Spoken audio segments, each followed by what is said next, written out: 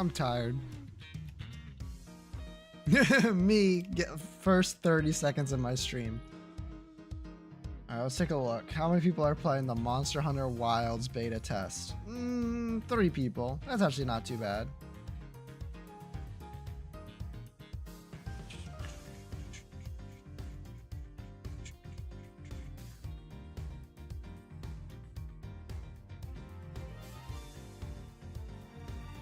Alright, it's time to finish this gosh darn game. I'm in like the middle of an investigation as far as I remember. Okay. We've been stopped by the body. Guess that means they belong to Mr. Aldown, right? His feet were pretty big. What's that? About a size 12? According to the file, they were the same size as his shoes. It's a match. I can't believe they had that same dialogue twice. Let's scour the scene and inspect anything that might catch my attention. How about this? Hey, that snowman. It was melted in the simulation of the morning after the murder, huh? And that muffler was all wet, and its little brown button eyes had fallen off. Indeed, it still looks reasonably healthy at this point, although not entirely. I can see one thing that's missing. Aw, poor guy. I bet some kid took it as a stupid prank. Not a bad piece of thieving, though. Maybe they had potential. I think one of the orphans took it. I'm not so sure. In fact, I think it was grabbed by someone else entirely. Gun. True. Eureka! Eureka! Snowman is missing a certain something, when you say. Yeah, his right eye. Or his left eye from our location. Indeed, luckily we managed to locate it. The button Mr. Aldown was holding. Look at that, it's the same type of button as the other eye and everything. And if we suppose that the button was indeed the snowman's missing eye, that presents something of a contradiction. What does the button contradict? The victim was clutching the button, and the button was covered with his blood, which means he must have grabbed it after being attacked. Let's run a little hypothetical, shall we? Joelus? What if, after being struck, Mr. Aldown lost his balance and reached out to grab something to steady himself, and the snowman wouldn't have supported him, so he would have grasped the button and continued falling. Hello, male protagonist. Thank you for taking 10 seconds out of your monster hunting.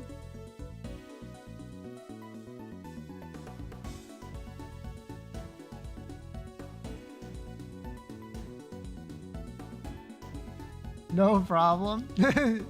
Now back to it. Before you leave, do you want to know I played some Yu-Gi-Oh today and I got max seed 6 games in a row. I truly love Yu-Gi-Oh. It is my favorite thing. Sounds about right. Yeah, yep. Not a single Ash Blossom in my hand, just completely fucked over every game. It's really fun, I assure you. He was attacked near the snowman when he was attacked. Wait, that's what I just said. I'm within, yeah, I am. Within arm's reach, to be precise. Imprison K without me, got you. He's currently nowhere near that close.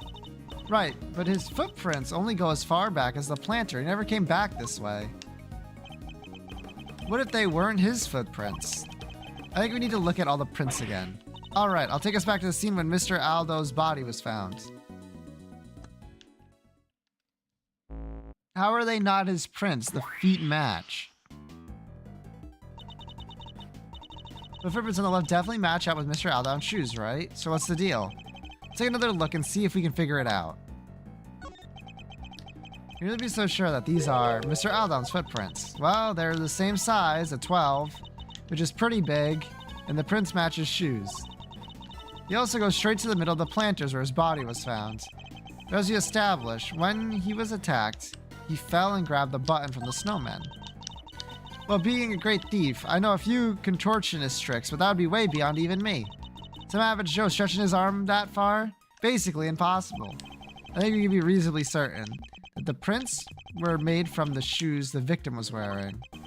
But can we be certain that they were actually the victim's shoes? Perhaps we should take another look at them.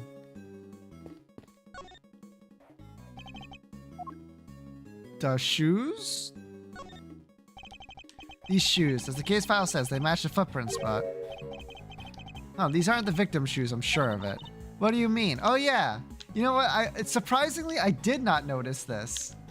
But look it, the feet are like, it looks like a little kid wearing shoes, doesn't it?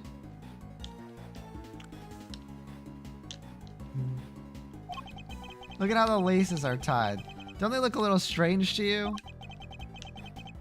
What's more, they don't fit properly. True. So these prints, they go right up to where the victim was found, and they stop right by his feet. But they actually don't belong to him. So the prints by his head, those that lead away and come back? No, I don't think so. They're too small. So neither set belongs to him, then how did he get here? That's easy enough. He didn't walk. He was carried by the killer. So then, where did the murder take place? Was it really over by the snowman as we suspect? Yeah, probably. Hey Lang, you got anything to say about that? Resident Wing changed after the SS5 incident. I guess he felt his trust had been betrayed. I can understand that. But to cut ties with my family completely? After how close we've been for all those years. My father was desperate to make amends. To just get one chance to say sorry. But no matter how many times he tried to get an audience with the president, he couldn't. He couldn't even convince them to take a letter to him. One time he came home covered in bruises. Who knows from where? Bodyguard maybe. Sorry, there's no point making you sit through old stories that won't change anything anyway. I'll be the judge of that. Heh, as warm and fuzzy as ever, I see. Not that I expect any different. The case ruined my father and my family too. The people who failed to keep the president safe. That's all we were after that. He threw himself heart and soul into that investigation. Became obsessed, in other words. Hardly the best state of mind in which to undertake an inquiry. Wow, you really don't pull your punches, huh? Look, just don't go thinking I'm only doing this because of my dad, okay? That investigation was solid. His work was meticulous, and it was accurate. It always was. He interviewed every single one of those kids, and he made sure they told him everything.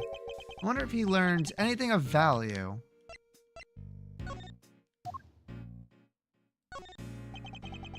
Why are you shoving this in my face? Okay, so he does not care about shoes. Understandable. That brat sets a fire like that for fun. Yeah, we lost a bunch of vital evidence thanks to that little prank.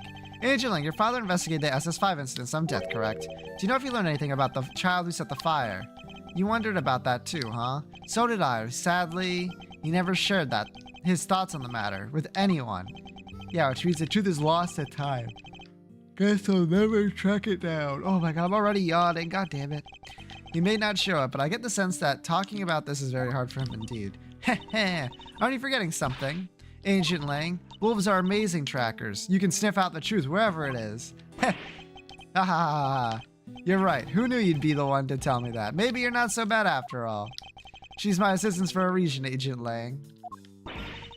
I'm Mr. Edgeworth's assistant for a reason. Agent Lang. Agent Lang. He does not care about that, even though it's pretty vital, I say. Mr. Allen's body was moved. How else do I explain the button was clutched in his hand? That would suggest that he was killed somewhere near the snowman. Better take a closer look. Scour the scene. Wait, what the fuck? Poor snowman. He's not looking good. Can't be helped. Snow and ice eventually melt. That's just how it is. And so do mysteries. All we have to do is wait, and the snowman of the case will melt into the clear water of truth. All you have to do is wait, Kay. I have to work to solve those mysteries. That's true. Ties 9 footprints towards the body and away from it. The case file says it must have belonged to the murderer. They go fainter as they get closer to the orphanage gate. That's just because there's less snow over there now. Be that as it may, it certainly doesn't help in matching the prints up with a name and face. Oh, there's the brick. Oh, look, there's a brick missing here. Yippee! I found the brick. The rest of the brickwork looks fine. It's strange that just one is missing. Is it strange, Edgeworth? Is it? It was quite likely that the missing brick was the one used in the murder, wouldn't you say? Yeah, it seems likely, considering no other bricks are near the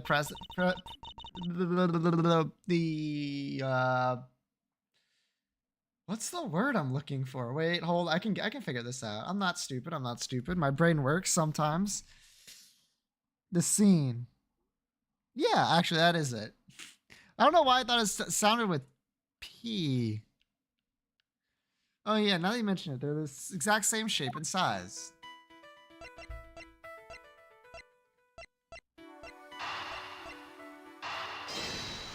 Whop. I think we have to conclude that the murder actually happened over by the snowman. Right. The button came from there, and then the brick too. Indeed. And what's more, if the murderer took the brick from right by the snowman, and then tried to sneak up on the victim all the way over by the planters, Mr. Aldon would have seen them right away. Exactly. I think we need to update the simulation K. Mr. Aldon wasn't standing by the planters. He was next to the snowman. Gotcha. All right, here goes. Yeah, no matter how you look at it, this just doesn't work, huh? Indeed, everyone who was present is in the exact same spot. So where do we go wrong? One of the pieces of evidence on which we base our simulation must be the source of the problem. What if one of them was fake somehow? Which one was it? Take that! Can we really be certain that this picture was taken by Mr. Aldon? Huh? What do you mean? We know what whoever killed him moved his body. But why would they have done that? What if they wanted to make it seem like he saw something he didn't? And they took the photo to help get back up the lie? They had the president at gunpoint. They could easily have forced him to pose for the picture. You would have no choice but to comply. Hey, now that you mention it, they only received one picture from Mr. Aldon's camera, right? Indeed, I imagine his killer probably removed the film that was already in there, then replaced it with another, therefore ensuring that the only picture found was the one they staged. Yeah, that makes total sense. So this picture was actually taken after Mr. Aldon was killed. No way. And there you have it. The picture doesn't show what Mr. Aldon saw at all. It seems highly likely that it was simply staged to make us believe that was the case. Wait, so where was the president when Mr. Aldon thought he saw them being kidnapped? Luckily, the photograph isn't the only piece of evidence we can use to try to figure that out. Oh yeah, he left that voicemail too. He did. I think we should listen back to it one more time, don't you?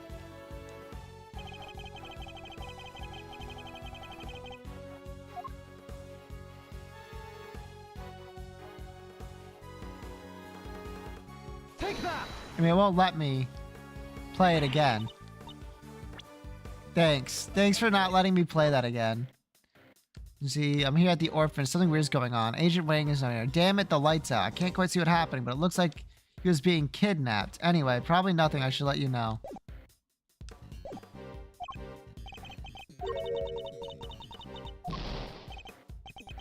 That clearly wasn't it. The stuff he could see, right? He did. Perhaps we can use that to help us figure out where he was standing. Like here-ish. Recall this statement from Mr. Aldon's voicemail. Damn it, the light's out. 2 of the lights here in the yard are broken. Yeah, he must have been talking about the one over by the building. Alright, can you update the simulation to reflect everything we've learned? Sure.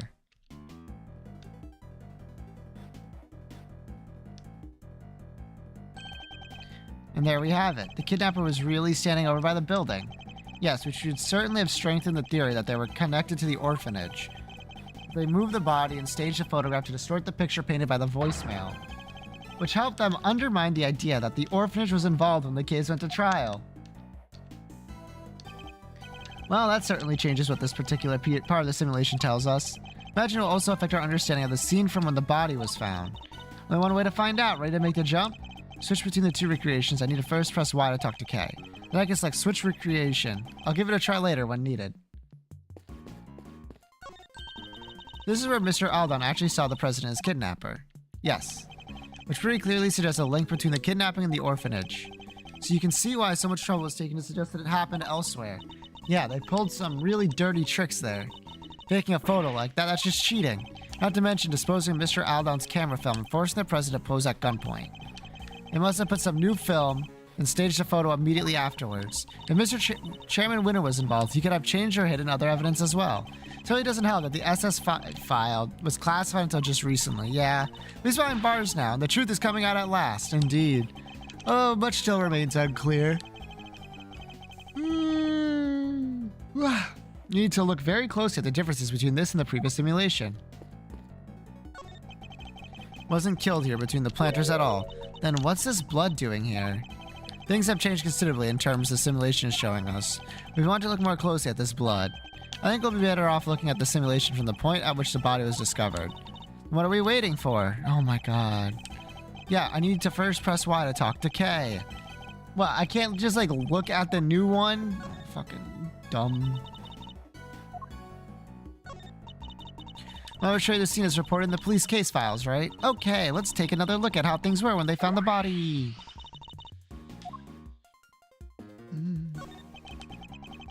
This is where Mr. Alton really met his fate. He was moved in order to make the scene consistent with the photograph. Over the spot between the planters, so the footprints, the fact that they go over there and come back. Yes, I think they tell us something important. They were left by whoever carried him over there. We scour the scene to select anything that might, yeah, whatever, it's the blood. Blood on the snow, a lot of it. Certainly looks as if a murder occurred here, doesn't it? Wait, but we just figured out that Mr. Aldan was killed over by the snowman, right? We did. I think this blood might belong to someone new. What? But the police report said the blood was Mr. Aldown's. You know, remind you that the case was overseen by Chairman Winner.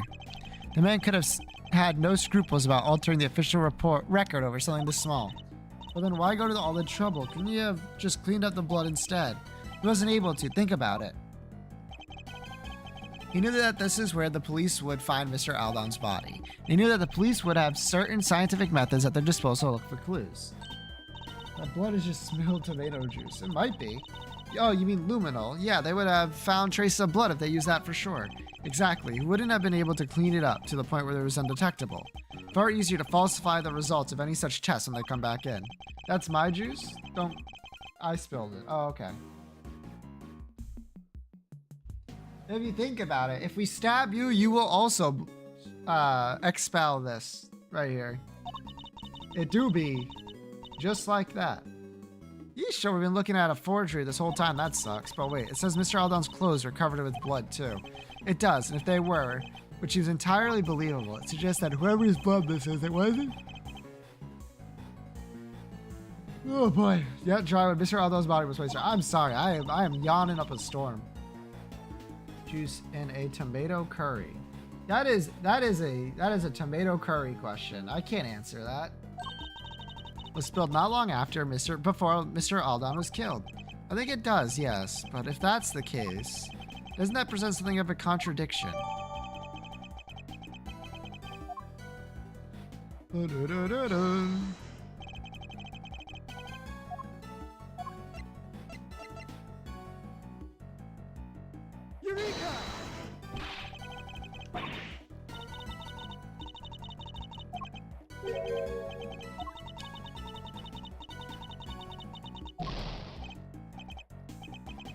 Better be think this over. The snow was melted by fire, right? Then when did the fire happen? We need to take another look about that. The fire? Eureka! Okay, just tell me the answer, Kay. Thank you. I read everything and my brain did not comprehend it a little bit. Huh? And the blood stain. The blood is clearly cut off where the snow was melted by the fire. Which means that the blood in question was spilled before the fire was started, huh? The fire happened before the murder, no? We choose to believe the case file, yes. But the fire was actually set after what happened here. The kid who lit it might have seen something. Then why isn't there a witness statement? Because that would have challenged Chairman Winner's versions of events. We know more about this fire. You. Yes, Shifu. Fire might have been reported to the police, which means there might have been a record of it. Go see if they have anything and bring everything you find back here right away. Understood, Shifu. I'll get right on it. One more thing. What is it, Shifu? Contact my family back in Genfa. Tell them to search my father's office. There should be something there related to the case. There should. What kind of something exactly? I told you I've seen this scene somewhere before, didn't I? Well, I remembered where. It was my father's office. He had a picture of it. Or at least of something very much like it. What? It looked like it was drawn by a child. Possibly a child from the orphanage. Possibly even the child who set the fire. Should still be there somewhere. Tell them to send it right away. Yes, Shifu. Oh, okay, but what do we do in the meantime?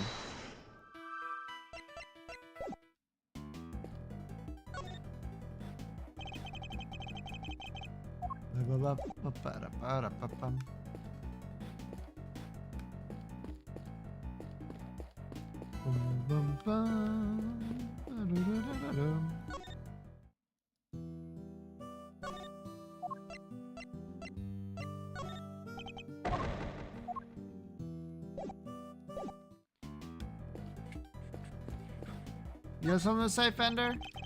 Looks chillier than your chilliest look out here, Miles Sereno. Someone might have to warm me up. Can you maybe take this a little more seriously, Mr. Fender? For you, K-Meister, anything.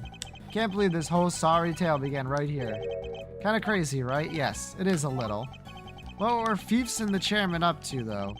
Where were they going with all this? Where indeed? I'd very much like to know that myself. And I'd very much like to know where you two are going to admit how much you love your Uncle Eddie. Nah, not anytime soon. Come on, Mr. Fender. You're not taking this seriously at all. You did for about 3 sentences, which is something of a record.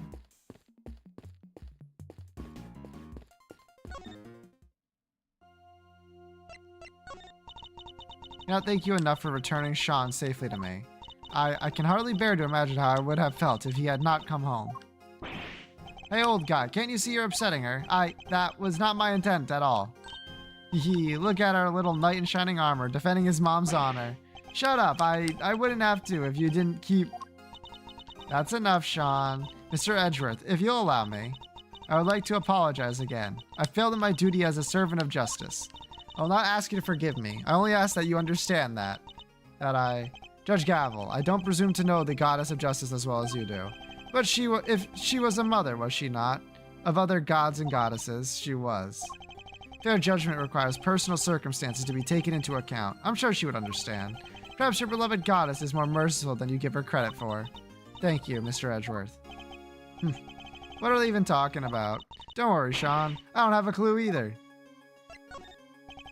So things are finally settling down after Warden Lagarde's trial. It seems so. Something is still to come, but the guilty verdict should stand. And do not worry. Excelsius Winter's connections to the case will be thoroughly investigated. Have faith, Mr. Edgeworth. Eustace is a changed man. Indeed, he simply had some growing to do. But then, don't we all, Kay included? Kind of feel for him now. I said some pretty mean things, but I'll make it up to him next time I get the chance.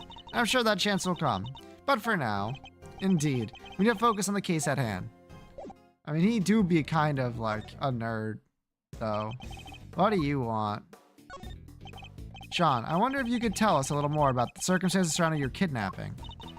They took you when you went to the garbage disposal area, right? But what were you doing there? It's alright, you don't have to talk for him. He can just ask me himself. Hear that, Mr. Edgeworth? I think he's starting to warm up to you. I went to the garbage disposal to throw away the flowers that were on that body. It wasn't far, and I figured they'd be less likely to find them there than if I threw them in a garbage can. I tried to get in there last night, too, but it was locked. So you had to come back today and try again, yeah. But when I was there, somebody came up and behind me and put something over my face. Oh yeah, snoozing is easy threezy with 3 Z's. The fact that she was drugged with it too doesn't seem to bother her, I guess, is a catchy name. I guess it's a catchy name. Whoever it was pretty strong, but I never saw their face. I see, thank you, that's very helpful. What can you tell us about the time between when you were kidnapped and when you were found? Not a whole lot, I'll bet. Snoozing is easy threezy with 3 Z's. I remember waking up feeling cold. I was somewhere big and empty and dark. There were cardboard boxes with some other languages written on them. I figured it must be a storeroom. It was actually a giant refrigerator. Businesses use them to keep stuff chilled. That's where Kay and Detective Gumshoe found him. They really saved the day there. I guess the cooler must have been on until just before I was brought there. Like I said, it was pretty cold. Anyway, they didn't take my phone for some reason. So I used that to call for help. I see, well, we're all very glad that you found your way back to us safely. Bah, say it like you mean it, why don't you? He's not the most gracious child I've met. Reminds me of a certain someone else. True. What up? You have anything to say? Nope. That's not surprising.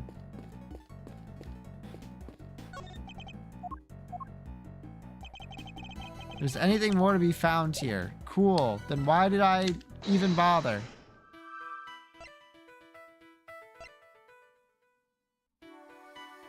Those don't seem to be connected.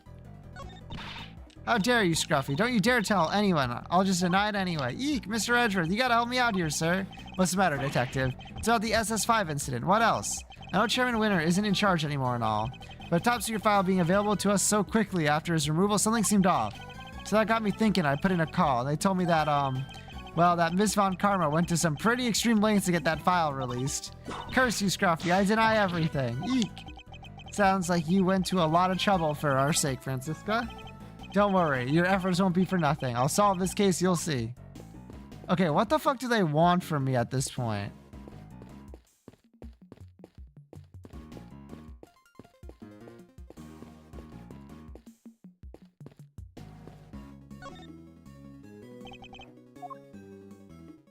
The flower? Yellow flower here. It's a large lion lily, right? Ready, Franziska, yes. They're originally from Asia, if I recall correctly. Yep, and they said symbolizes the pawn being painted or tilled, right? It was a bond between parent and child, okay. Okay. Brick.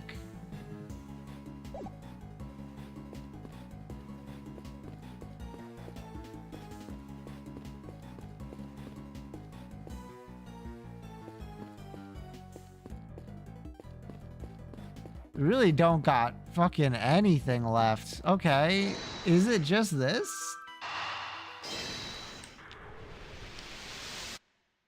Yep. Okay, fine. The Chairman Winter was involved in President Wang's abduction. It seems likely that whatever he dug up yesterday has something to do with the kidnapping. Oh, I get it. You do. You bet I do. We're talking treasure, right? Loot. He must have been digging up the ransom money. The ransom money. $100 million is an awful lot of cash. Burying it would have been a good way to keep it hidden until the heat died down. It certainly seems like a possibility. Hee hee, glad you agree.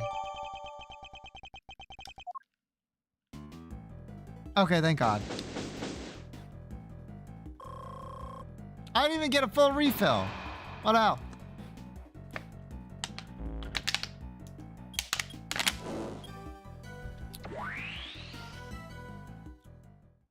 Boing. Chifu, I'm back. I brought everything the police had on the fire. I also brought the picture from your father's office. Oh, and one more thing. About time. What kept you, huh? Well, hand it over. Let's take a look at this mysterious picture, shall we?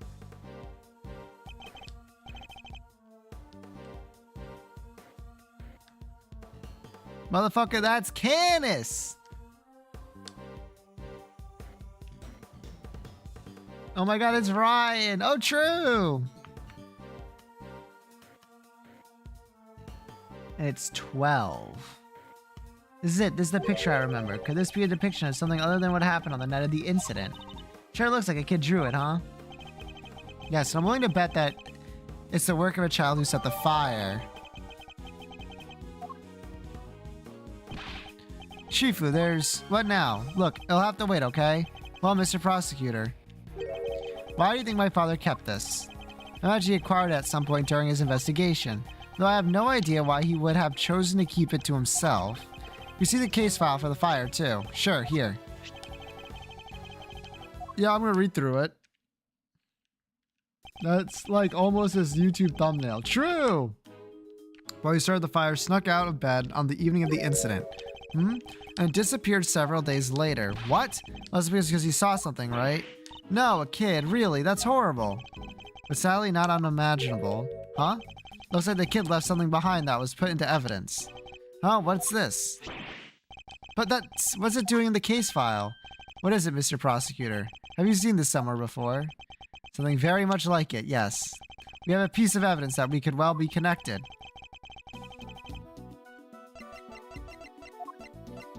Take that! I don't know what it was doing in the evidence for that case. It looks like that might be the missing horn from this soft toy.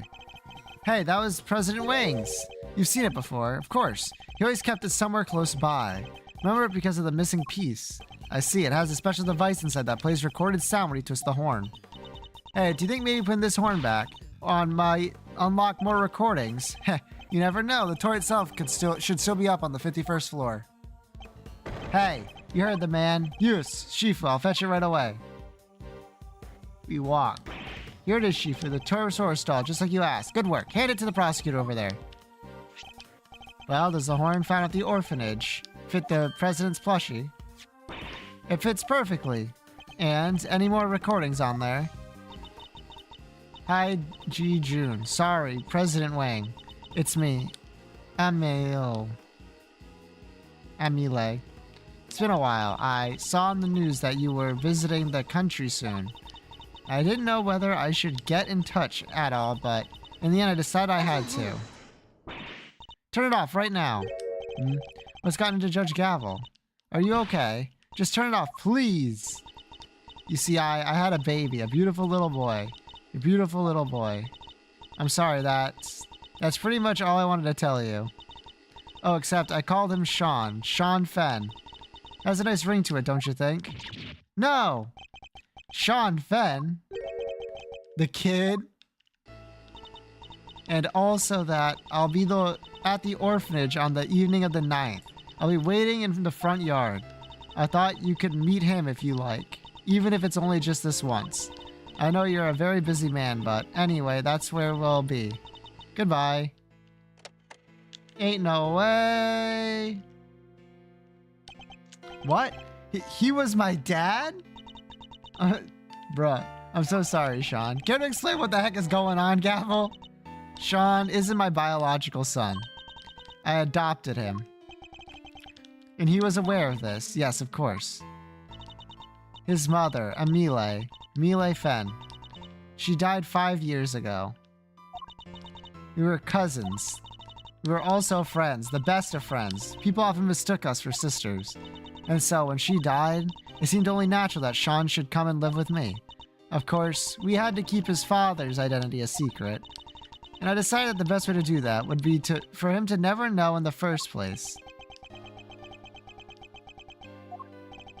That's quite a lot to learn from a recording made on a seemingly innocent toy, true.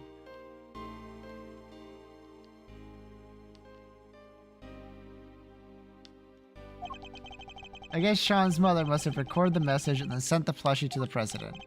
Hey. Yes, Sean. You're sure he was really my dad? Yes, I'm sure. Before you were born, your mother worked for a time as a diplomat in Genfa. Makes sense. That line of work may have brought her into contact with the president. What? You told me she worked at the orphanage. She did, but only after she returned. After she quit the diplomatic service. She always loved helping others. The orphanage was perfect for her. Sorry, Judge Gavel, but I have to ask. Emile, the lady who asked the president to come, why didn't she show up herself? Why isn't she anywhere in the files related to this SS5 incident? She never made it to the rendezvous that night. Someone was tailing her. All I thought was Chairman Winter's doing. Though sadly, we can't prove it. And because she couldn't make it, she never saw the president again. And she died 5 years ago. This can't be easy for Sean.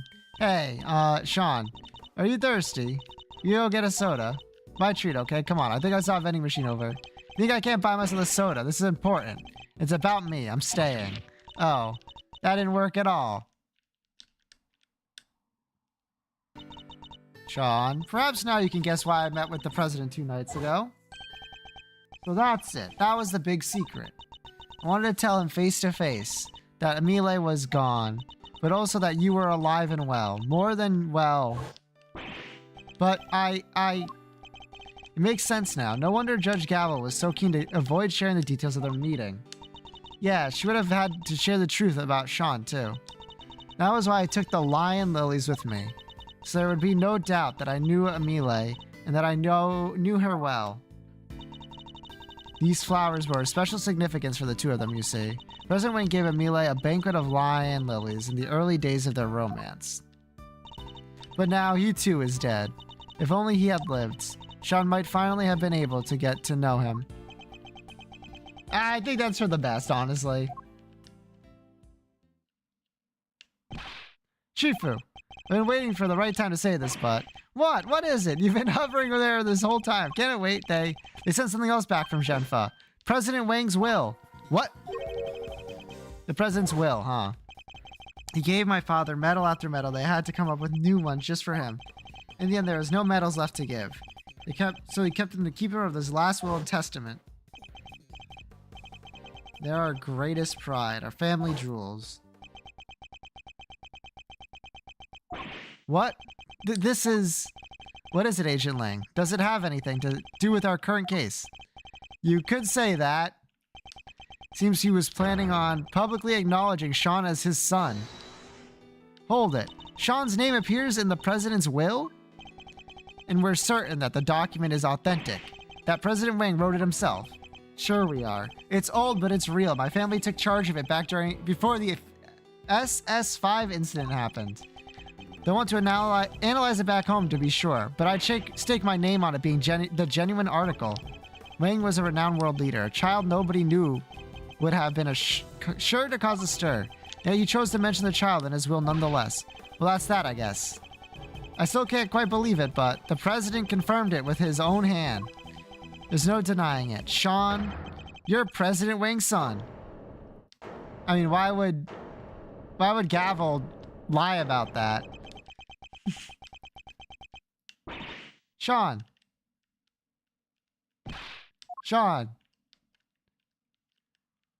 To be continued. I was right. Get fucked, idiots.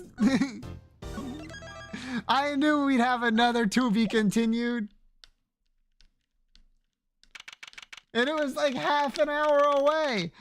Ain't no way we would have gotten there in time. There was never a doubt in my fucking mind. Is it raining heavy in here? I made that joke yesterday. Sean, he was my dad. Can't have been easy learning the truth about his father's identity so unexpectedly. No, Edgeworth, it's the fact that he thinks he killed him, bozo.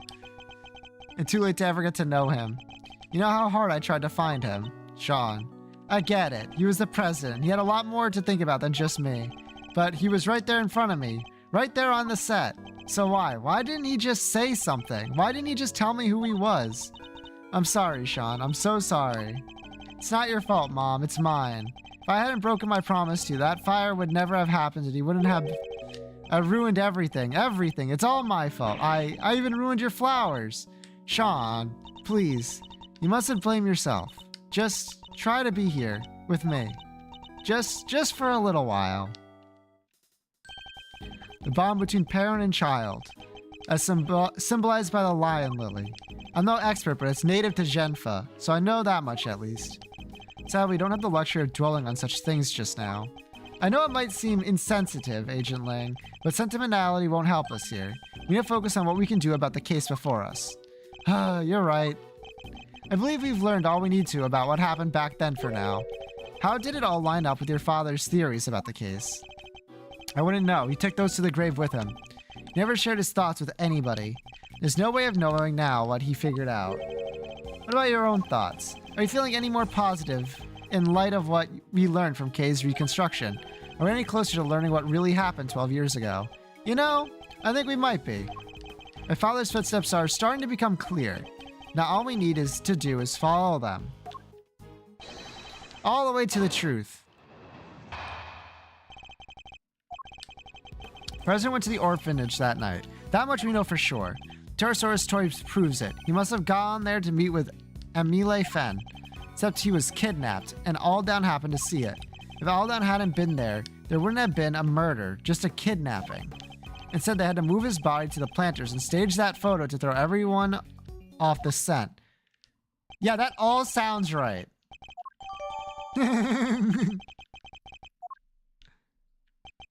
But there's something I still don't understand. There is. This. Why risk staging the picture? They would have had to force the president to play along. What if he hadn't? It's a good question. We might be closer to discovering the answer than we think. We just have to get through there one deduction at a time. Yeah, I guess we will. Alright, deduce away.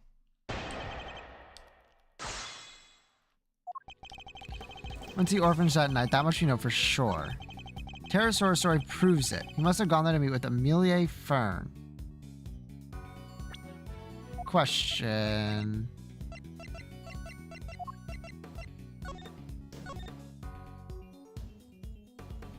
At midnight. Witness Alfdown was murdered, his body was moved. No, that makes sense.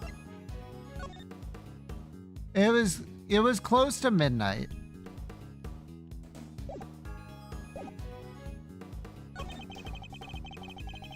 Happened to see it. Hold it! Can we go over the details once again? So Mr. Alfdown saw the president being kidnapped from right by the orphanage. And he was standing next to the snowman. The murderer crept up behind him, grabbed a brick, and... Ow! Eek! Calm down, okay? We're simply verifying our understanding of events. Yeah, a little output just blew my understanding out of my ears. I know we have to go over all this again, but can we do it less dramatically? Really? Fine. I'm happy to keep answering if you're happy to keep asking. If Alfdown hadn't been there, there wouldn't have been a murder, just a kidnapping. Mr. Alfdown hadn't been there, huh? That's an interesting suggestion. Care to explain? There's not a whole lot to explain. He saw the kidnapping, so he was murdered. If he hadn't been there, maybe the kidnapping could have happened without any blood being spilled. But could it? Oof. It makes it sound as if it was Mr. Alfdown's fault he was murdered. That's not what Agent Lang is saying, Kay. What he means is, Mr. Alfdown was the only person who died at the orphanage last night. Well, of course he was. They kidnapped the president and everything. The ransom was paid and he came home safely, right? She's right, of course, but why does something bother me about that? I think it might be worth taking another look over the evidence. There's discussing things with your assistant, Mr. Prosecutor. Now let's continue, shall we?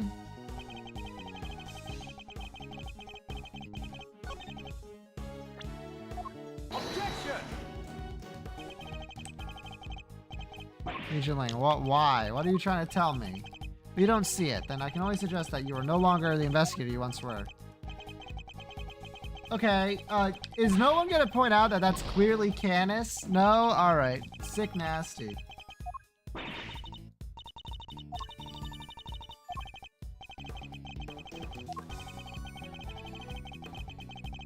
would have just been a kidnapping. Objection! Okay. So we're gonna go like one step at a time here. You're saying that there would have been no murder if Mr. Alfdown hadn't witnessed the kidnapping. But is that really the case? Why wouldn't it be?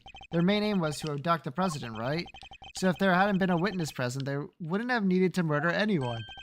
And yet it remains possible that Mr. Alfdown was the only person killed that night. There was a large pool of blood between the planters, but Mr. Alfdown was murdered over by the snowman. It can't have belonged to him. What if all that blood by the planters belonged to someone else? Come on, Mr. Prosecutor. You do realize what you're saying, don't you? I do. It's hard to believe. I'll be the first to admit it. But it's what the evidence suggests. Not just one person was killed here 12 years ago, but two. You're saying they covered up a whole separate murder? But whose? Who else was killed that night?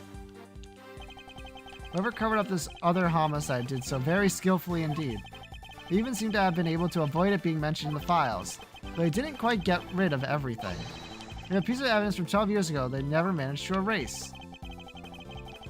That night.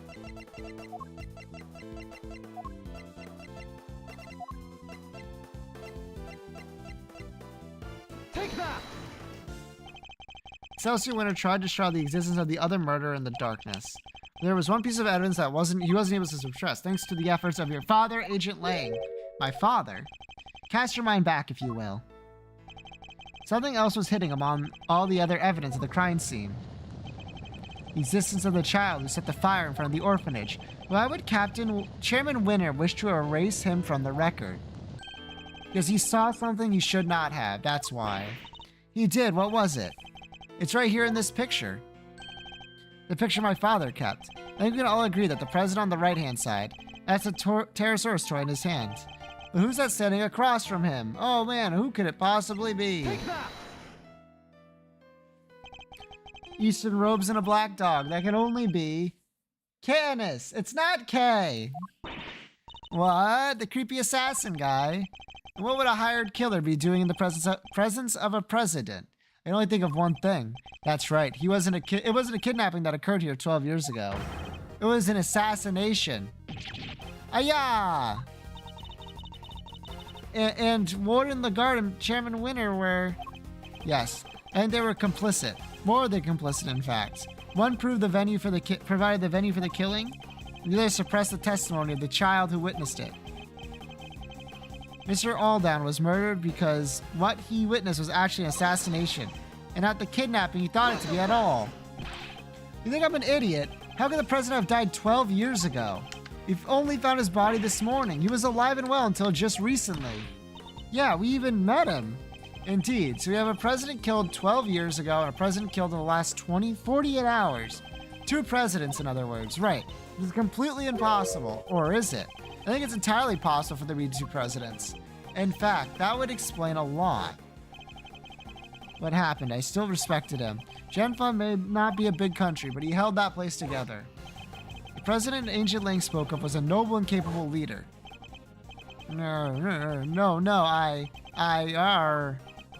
President Mask is well and truly slipped. Entirely unlike the man we met. It really did seem as if there were two completely different people. But how could one country have two presidents? What could explain a situation like that? One of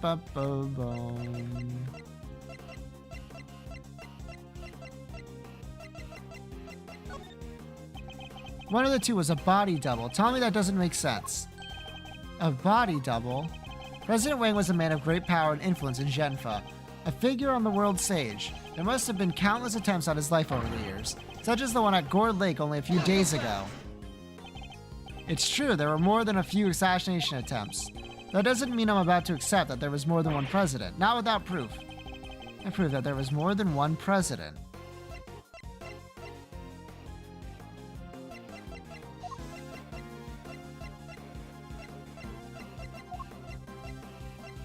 Ba-ba-ba-ba-bum.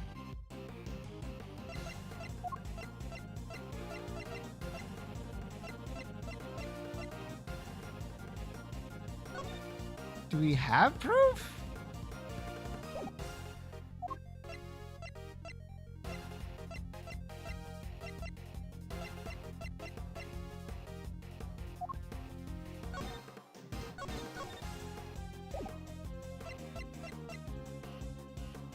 Bum bum ba bum ba ba da bum. Ba ba ba bum. Do we have proof? Due to full body contortions and bone breakage caused from a pressure from above.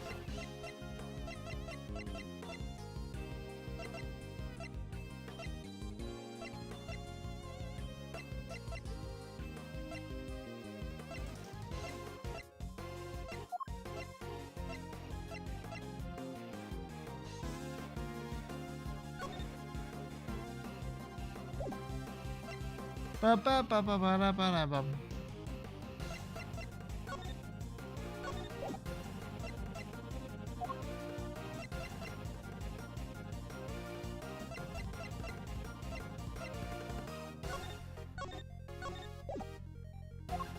No. Bum. Take that! The photograph?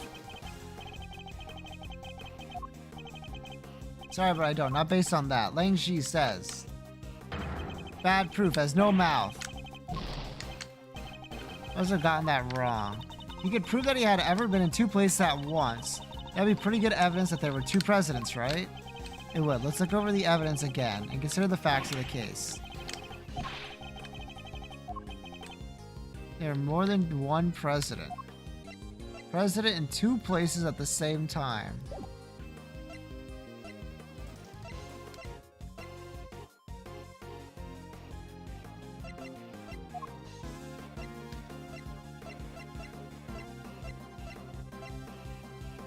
Ba-ba-ba-da-ba-da-bum.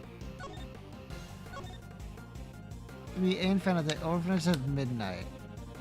Witness Alfdown was murdered. The stage of it.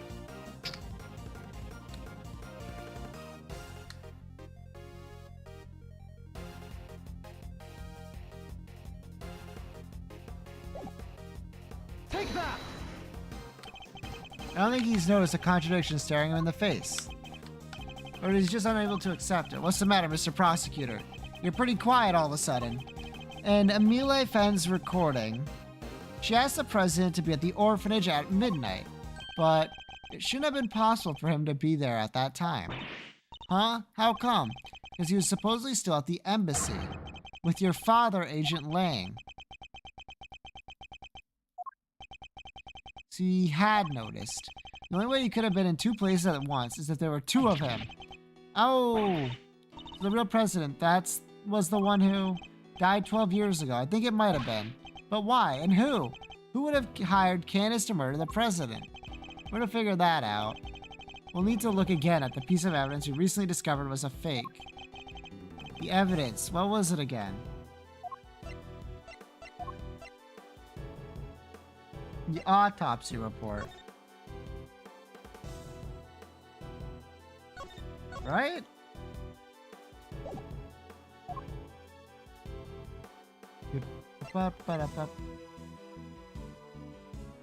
Take that! Picture taken. No, not the autopsy report. Time to update a 12-year-old autopsy report. True! Also, this is why the killer was so mad that he got deceived. Because it wasn't the real president after all. And Mr. Aldan was murdered because he witnessed the president's assassination. In other words, the photograph, too, must have been taken after the real president's death. So who is the president in the staged photograph? The body double. Nothing else makes sense. I believe the president's double had him killed so that he could take his place permanently. And Excelsius winner and Fifi Lagarde helped him do it. Wait, you don't even have a body to support your theory. Are you telling me it magically disappeared? No, in fact, we know exactly where it wound up. The president's body was here the whole time.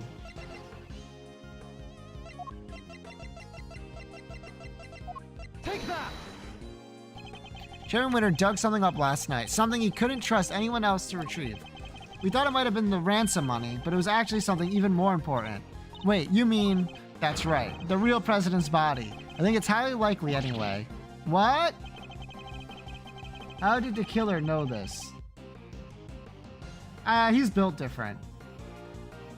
The body may have decomposed in the intervening years, but the bones would surely have remained. Mr. Powers informed us that construction is due to start here sometime soon. Everything had to be wrapped up before then. The shooting of the movie, and the recovery of the president's remains. Yeah, I guess once they started digging up the place, they would have found them pretty quick, huh? Agent Lang, we need to have the so-called monster footprints analyzed again. Yeah, I guess we do. There was a body under one of them. There should be trace evidence to confirm it. Hey, get me someone from forensics.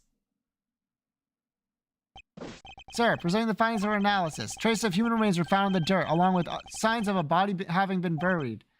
Grr. Add one to the grr counter, so it really was him.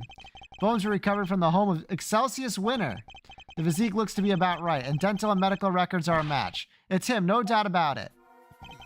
So as expected, the real President Wang was killed 12 years ago, and the SS-5 kidnapping was in fact a homicide. Wow, so it really was a murder, huh? This case has taken so many twists and turns, I'm starting to lose track. Me too, Kay.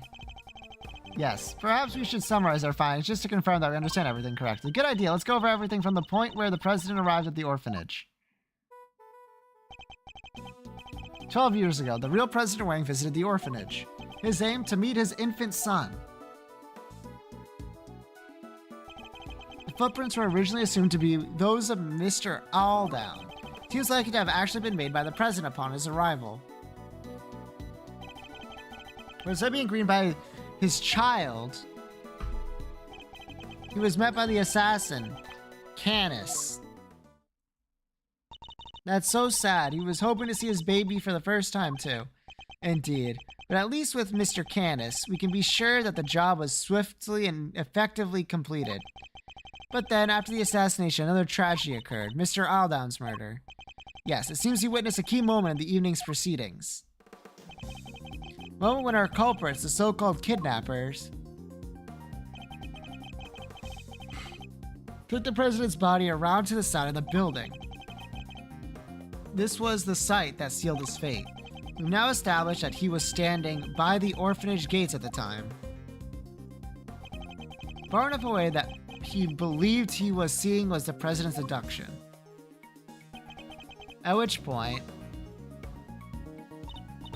so the body double who came to meet up with his co-conspirators bucked right up behind Mr. Aldown. Should have a flashback to earlier this day. True!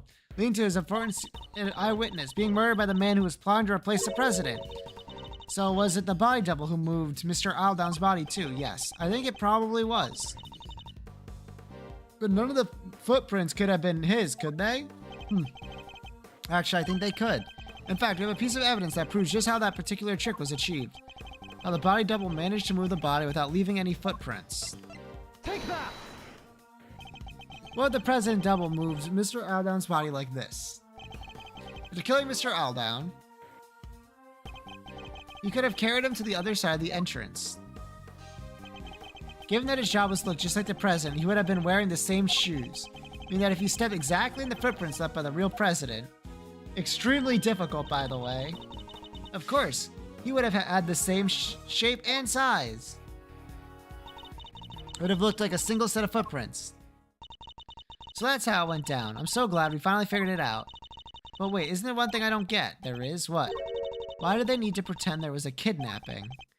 Mr. Aldown had seen the president at the orphanage and left a message on Miss Ringer's phone describing what he thought he saw. It would have been impossible for the conspirators to erase that message, so they had to make it look as if the events described in the message were true, by staging a kidnapping like the one he thought he saw. Exactly, I think the two people in the photograph are likely to be the body double and Fifi Lagarde. She's the one in the trench coat, how can you be so sure of that?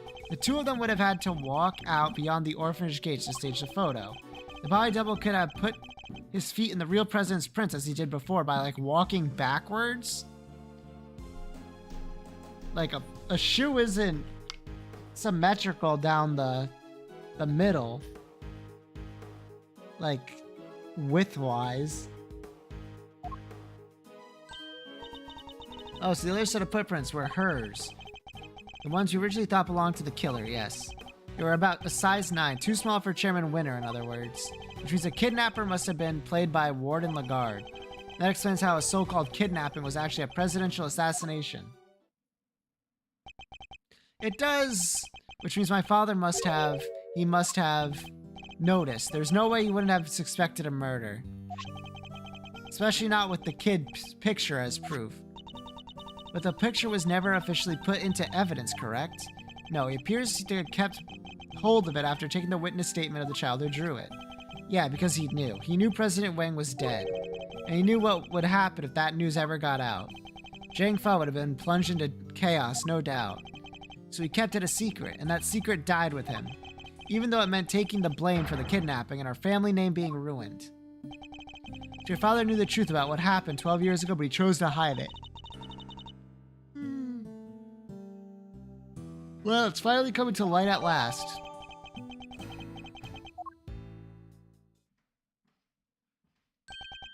Is it indeed intriguing? Huh? Hold it! Who's there? That sound, is that a bell? Canis! Hello, Canis. What the heck are you doing here? We're the law. You think you just show up in front of us like it ain't a problem? Forgive me, but I couldn't help overhearing the fascinating conversation you were having. The opportunity to gloat over your past crimes was just too good to miss, I expect. You killed President Wang. I did, but it's not something I'm inclined to gloat over. I was more interested in something else you mentioned, or someone else, I should say. Someone you're looking for, I suppose. Exactly, that's why I took a little sojourn from the penitentiary to find a certain young pup. A young pup in a rather eye-catching red raincoat. What? Wait, you know who they are? In a manner of speaking. What did you call them again? A secret mastermind. Red raincoat, of course. Red raincoat. The prosecutor looks a little surprised, doesn't he? Helmet, yes, he does. The young pup I mentioned, he saved my life, you know, 12 long years ago. As you may have surmised, it was I who killed President Wang. But that meant I too became an inconvenience in need of removal. The imposter president, Winner, Lagarde. All three were keen to guarantee my silence. And if I hadn't met my friend, the young pup again, they might even have succeeded. I wonder what he's doing now. So it was the president's body double who hired you? I remember his words almost as if they were yesterday. You know how many times I've nearly been killed? Not once, not twice, a bunch of times. Why do I have to take all the risks? Why am I the one they always put in danger? When I'm out there being him, people treat me like I was him. They worship me. So what's the difference? Who's to say I couldn't be just as good as him? There was a difference, of course. Even if he did look and sound exactly like him. Hee. Just because it walks and talks like a president, that doesn't make it a president, does it, boy? No. Was Phoenix in a red raincoat? That'd be funny. So he got his wish and became the boss, but couldn't quite fill his predecessor's shoes. Rook's not around. That means I'm number one. I wonder if you have what it takes to step into such capable shoes, you. Of course I do. I'm the leader now. Me. Heh. Seems the king and his knight were much the same. The president's double knew that his employer had a weakness, a young woman named Amile. In order to find her, he needed to enlist the help of locals. Locals such as Chairman Winner. Once Miss Fenn had been located, they simply need to find the right time to lay their trap. The means she arranged so the president could meet his son. That would have been perfect opportunity. Indeed, and with the head of the orphanage brought into the fold, their little conspiracy was complete. Warden Lagarde. Now, quid pro quo, where might I find the pup? What makes you think the boy who helped you and our mysterious string puller are one and the same? He set a little fire that night, out there in the yard of the orphanage. Oh, yeah, we saw that. It was some kind of prank, right? A prank? It was nothing of the sort, my dear. No, as I understand it, he had taken refuge in the igloo by the entrance. From there, he happened to see Winner and Lagarde carrying away the dead body. He also overheard them hatching a certain sordid little plot. A plot to remove me, the only other person who knew what had really happened from the picture. Thankfully, he was kind enough to come and inform me. I was waiting inside the building, you see. He also happened to mention later on that he was wearing his favorite red raincoat. In any case, he escorted me from the premises. And being a very considerate boy, thought to erase both of our footprints from the scene of the crime. Seems he had a little kerosene set aside in the igloo for such an occasion.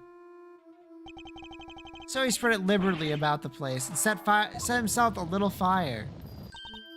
No way, so that's why what the fire was for. It must have been ever so beautiful. Winner and Lagarde were positively enchanted. And while they were distracted by the show, he took the opportunity to usher me out a side entrance. You never answered my question. You really think he's the one behind all this? I do indeed. Don't I, Helmet? Yes, yes I do. Rebuttal. As your smile, it was I who killed President Wang. But that meant I too became an inconvenience in need of removal. Hold it. You, a target, but you're an assassin. Sometimes the hunter must become the hunted. Sometimes the living must become the dead. Please, Kay, don't feel the need to add a proverb of your own. Impermanence is inherent to the way of the assassin. Life takers' lives are taken, so it goes. Wait, does that mean the people you sent to kill sometimes try to kill you back, or... It happens, unoccasionally. But is that what happened this time? The imposter president, Winner, Lagarde, all three were guaranteed my silence. But Mr. Canis, you're a professional killer, and a famously skilled one at that. Surely escaping even 3 attackers would have been a little more than a minor inconvenience. You overestimate me, Mr. Edgeworth. Seem to forget that without Helmet here, I couldn't even walk down in the street. Against 3 assailants, I wouldn't have lasted more than a few moments. I see, so even the most proficient assassins are ill-equipped to face a full frontal assault. We're not hugely fond of such situations, shall we say. I certainly wouldn't have liked my chances. And if I hadn't met my friend, the young pup again, they might have even succeeded. Again? So the two of you have met before? Yes, on a cold and lonely Christmas Eve 18 years back. That long ago. But on that occasion, it was I who saved his life. Alright, bye, Nova. It was snowing, more than it had in years, and cold enough that death was freezing was a real possibility. I had taken Helmet out for a walk. He noticed something and bounded off through the snow. When I caught up to him, he was sniffing at a car. The doors had frozen shut. It took all the strength I had, but eventually I managed to open one.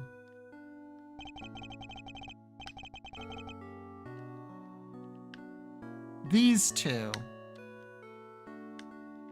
are familiar. They're from the... What case was it? I don't remember. Thinking on it. I don't remember. 2, yes. And I had found them even an hour later. The poor wretches were never made it. I took them both to a nearby orphanage. Izmir, is there something significant about what you just told us? What is it about Candace's statement that is especially noteworthy? This was on Christmas Eve 18 years ago. You're certain of that? I am. Holy smokes! We have something that shows why that date is so significant. Yeah. It's the other report, right? Not that one. This one, right? You're... Artie Frost. That was it. Artie Frost. Right? Son? Probably. Carmelo Gusto. Yeah. Would most visit Tangaro's mansion up to the day before the incident. Their whereabouts are unknown. Understood. Take that! Alright, those are the people. That was the same day on which a certain incident occurred. The murder of a well-known sculptor. No way. An incident in the aftermath of which 2 children went missing. The son of the victim, Artie Frost, and the son of the murderer, Carmelo Gusto. Yeah, I know, now that you mention it, the little guys did go AWOL, huh? Intriguing. The son of a murderer and the son of his victim. I suppose that would make sense. It would. One of the boys was bound hand and foot, you see. That must have been part of Mr. Frost's plan to stop Mr. Gusto's son from getting to the competition. Indeed, but without his son to taste his creation, Mr. Gusto would have had no chance of winning. Hehehe, so that was what was behind it all. Sadly, neither of the boys were able to remember any such details. They weren't. No. When we met each other again on that night 12 years ago, the young pup explained it to me. It seems that they really were on the brink of death when I found them. The shock of the experience caused them both to lose their memories.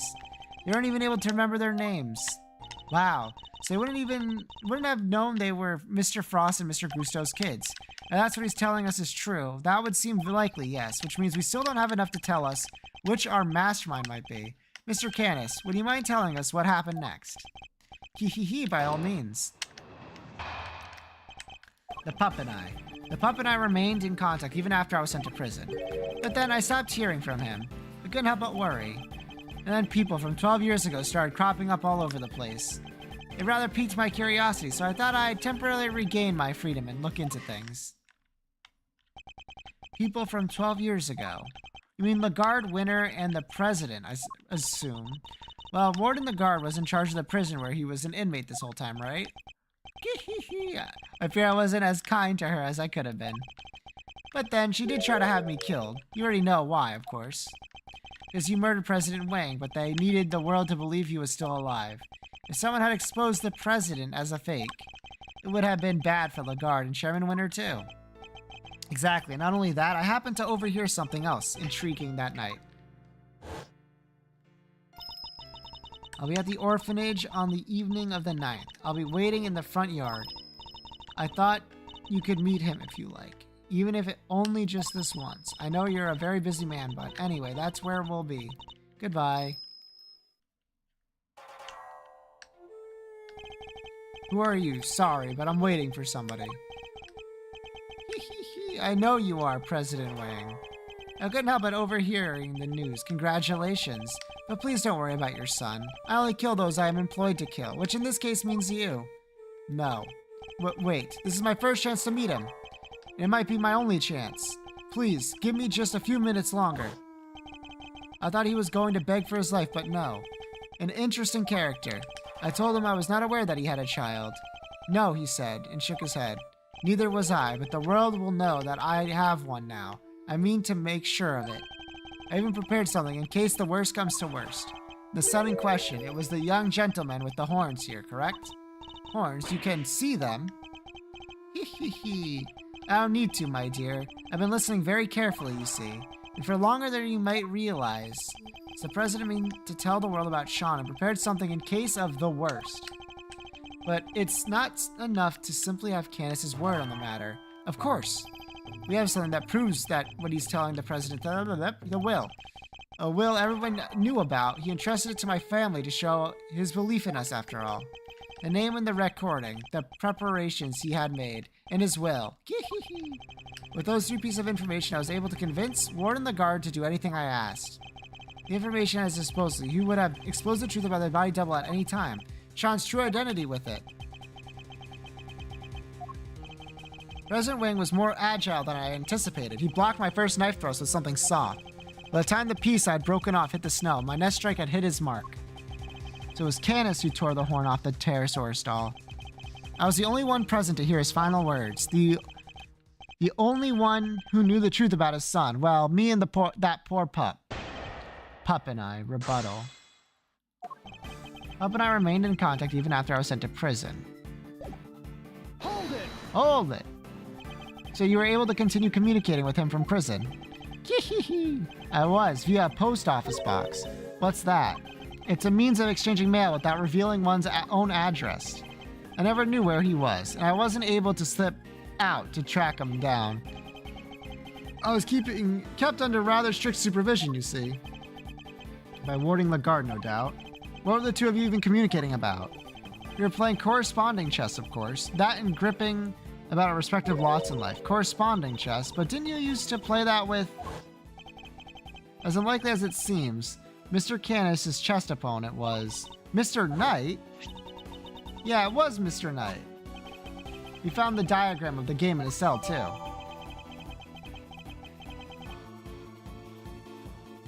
Okay. Was it Rook? Seems like it. So does that mean Knight had something to do with all that IS-7 business? Wait, could that be it? Do you have any evidence that might connect Knight to the IS-7 incident? Fucking... maybe? Was the IS-7... Gregory Edgeworth, body of Artie Frost, discovered in a mansion belonging to Samson Tantorga. Failure from the Aeronite is... Yes. Yes?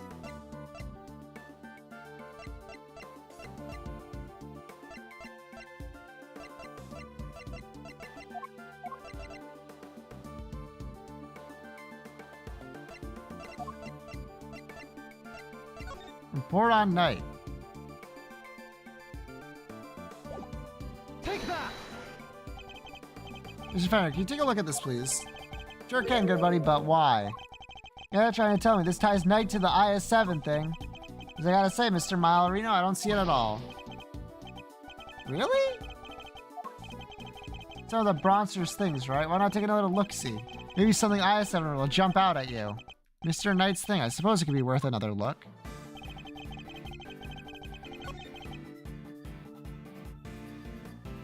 Hold it!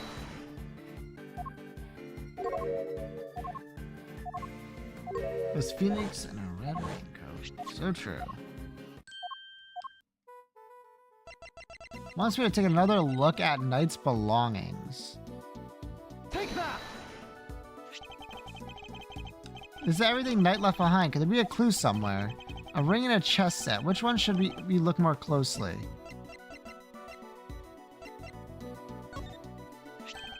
The ring.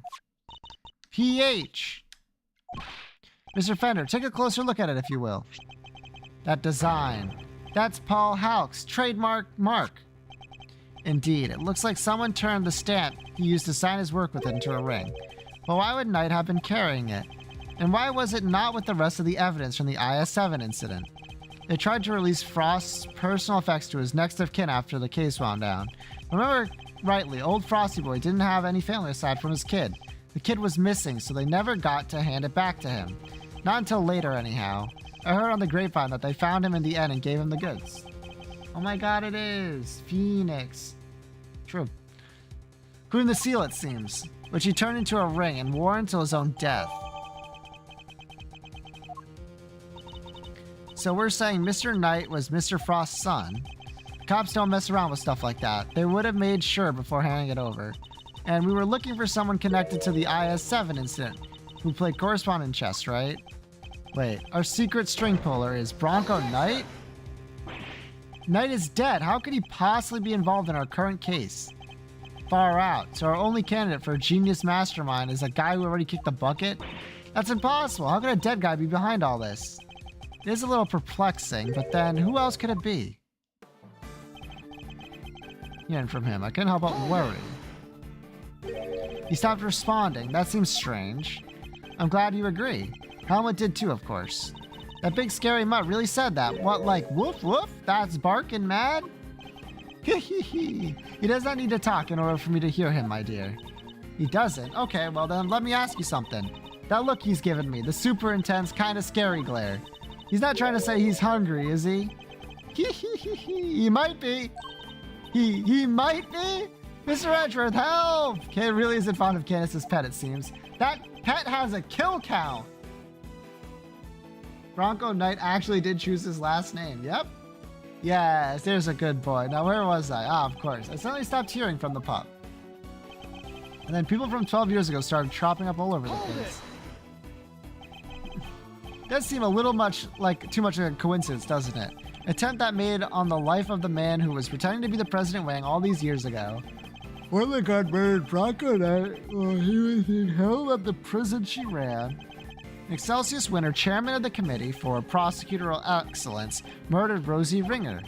And the more I think back, the more it seems at the time that some mysterious other presence was lurking behind all those incidents. Yes, even from behind bars, it was rather obvious that something strange was going on. That piqued my curiosity. I thought I'd temporarily regain my freedom and look into things. You thought you'd temporarily regain your freedom? Could you be any more brazen? Yeah, even a thief would struggle to get away with something like, I thought I'd temporarily steal it. Fear not.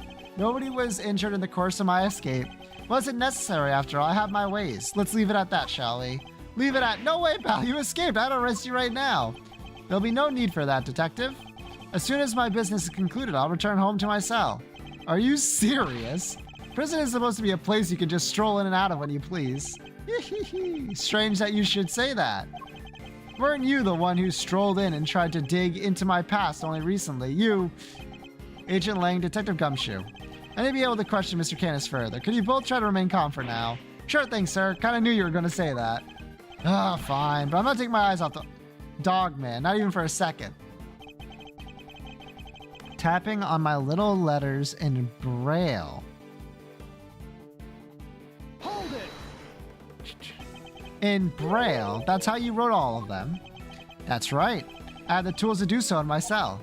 So you have to use special tools. I never thought about it before, but I guess that makes sense. What exactly did you write about, if you don't mind me asking? Oh, this and that, general chit-chat, and chess moves, of course. Here are the chess moves in Braille, too. That's interesting. Speaking of chess moves, how does that piece you carved yourself move, the dog? Perhaps we can talk about that later. For now, I'd like to know about what happened once the letter stopped. I sat in my cell and tried to imagine where he might have gone. Okay, nope, I still don't get it. Who does he mean? Who's this pups he keeps talking about? Who indeed? It seems that not even Mr. Canis knows his true identity. We try to focus on what we do know, that there was a connection between the two of them. I'm really interested in how that connection was maintained. Hold it! Why did I do that? Alright.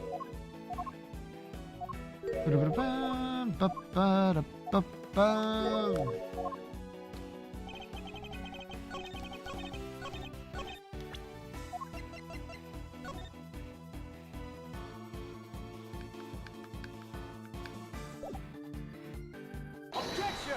You did not. You said that you wrote all of your letters in Braille. Is that correct? I don't mean to be rude, Mr. Prosecutor, but you do know about my condition, don't you? That's odd, because the chess diagram we found in Knight's cell didn't contain any Braille at all. Really? But surely that's impossible. How so exactly? Maybe someone typed Mr. Canis' letters out on purpose, meaning there may have been some sort of intermediary between the two of them. So then... Mr. Canis says he wrote his letters in Braille. And yet, the letter received by Mr. Knight contained no Braille at all. It says that there must have been a third party who typed Mr. Canis' letters out. Flip side, too. Whoever it was could have taken Knight's letters and turned them back into Braille. They could indeed. Okay. I think you and Mr. Knight were both communicating with this person, Mr. Canis. Mr. Canis, the answers you received, they were written in Braille too, yes. So some mysterious middle person really was retyping the Bronxter's missives. The same person. Might well be our secret string puller.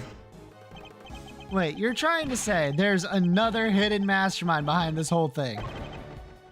So who's this new one? Bronco Knight, son of Artie Frost, is already dead. But what if the other child from the incident 18 years ago is actually who we've been looking for? Camelio Gusto's son. But who is he and where is he? If Knight was Frost's son, Gusto's son would have to be...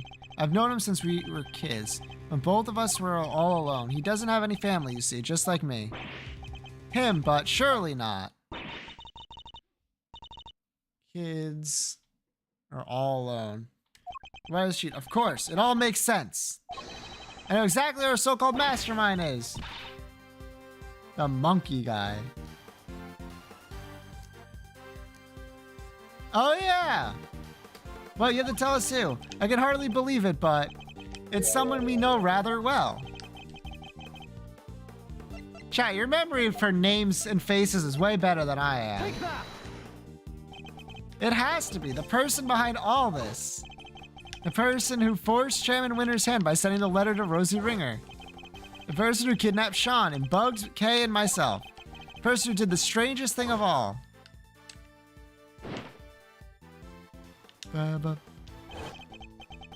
Who drugged Kay and carried her up to the roof of the big building. Thanks for the reminder, by the way, male protagonist. Your memory's crazy.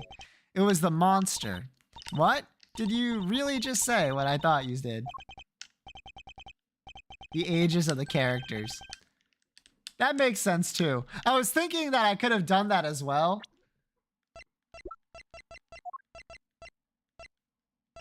$24. Oh, oh no, yeah, 24. 21 is not worth living in. He was Knight's only friend. To be honest, I forgot. I forgot. I was actually thinking that as I was picking Simeon Saint. I'm like, I bet if I checked Bronco Knights, his age would also be 24. Your logic is good. The monster that was the key to unmasking our mastermind. Oh, I almost forgot. We're doing a new show soon. I'd love if you could come, Mr. Edgeworth. I'll be joining Regina on stage for this one. That's right, the Big Berry Circus is the biggest, most fabulous event in town. You'll have oodles of fun. Miss Lloyd, can I ask a favor? Who, little old me? What kind of favor? You told us you recorded the sound of Pterosaurus breathing fire. True mastermind of evil, that's true. Was pulling the strings this whole time. Who would have known? Kind of proof. Did you capture something on your tape recorder, perhaps? Oh, you're good, Ruffles. Snipper and Snatch Check. I kept the sound of a big old beezy breathing fire is what I captured. Sure did. Like I said, I didn't precisely see the guy, but boy, did I hear him. Hey, listen to the tape. You sure can. Let's see it here now. That's it. That sound. Must be what I think it is. My theory has to be correct. The truth about the monster, the identity of the person behind all this. It's all falling into place. Miss Hart, you saw a giant eye at the window on the storeroom, did you not? Yup, snap me a picture of it too. Even if you can't see it right now. Can't see it right now, but...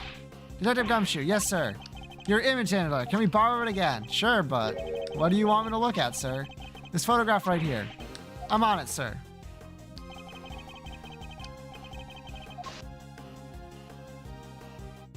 Zoom in. Eureka! That's... See? I done told ya. Pterosaurus his own dang self. Yes, there it is at last. The monster commanded by the architect of this whole scheme.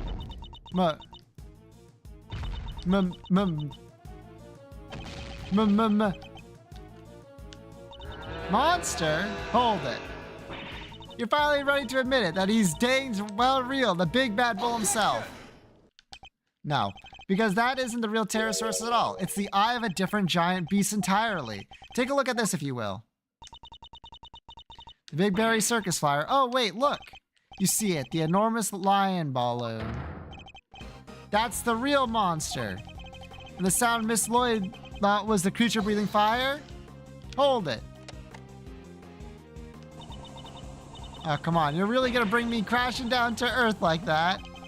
That's how balloons fly, huh? They burn gas to make hot air? They do. And our culprit was able to use that balloon to carry Kay up to the roof of the big building without ever going near the elevator. So this culprit, they got something to do with the circus. Circus worker, friend of the Bronster, son of Gusto. Whoa, whoa, whoa, whoa, whoa, you're not serious. You forgot to mention trainee animal tamer. It's hard to believe.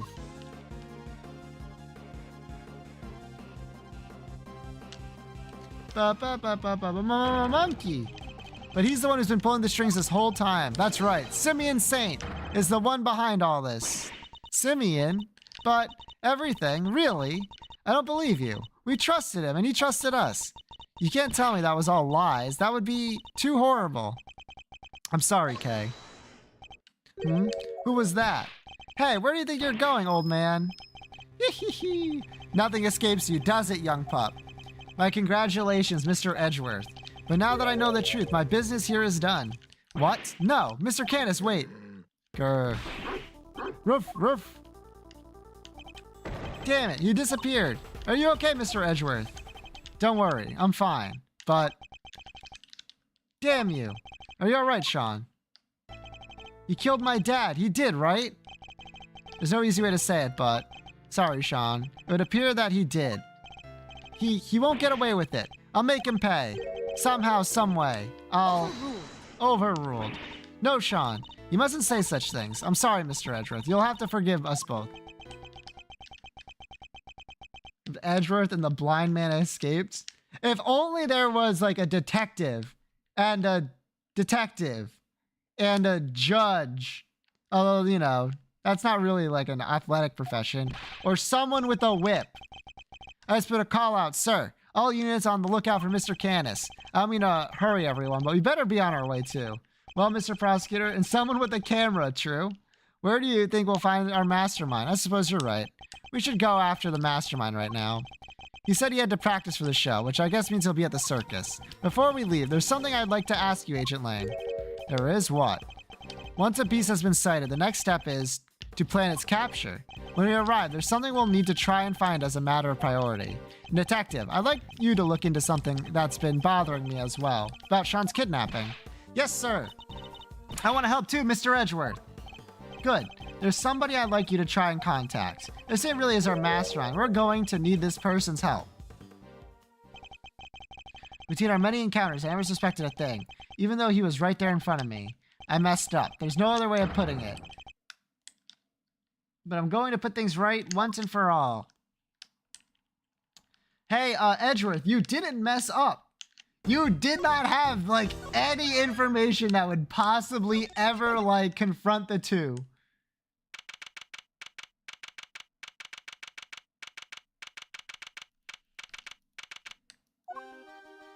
Oh, back here. Oh, hi, Mr. Edgeworth. Guys come to watch the show. Hello, Mr. Berry, Mr. Saint. You're a little early, I'm afraid. We're still practicing. But I'm glad you kept your promise. Yes, I remembered you giving me this. That's so great. You're going to have so much fun. I think even you'll be surprised, Mr. Edgeworth, huh? I think you've surprised me enough for one day already. What are you talking about? Would you mind looking at this photograph, Miss Berry? That's the eye paint on the balloon you used to advertise the circus, correct? Oh, yeah.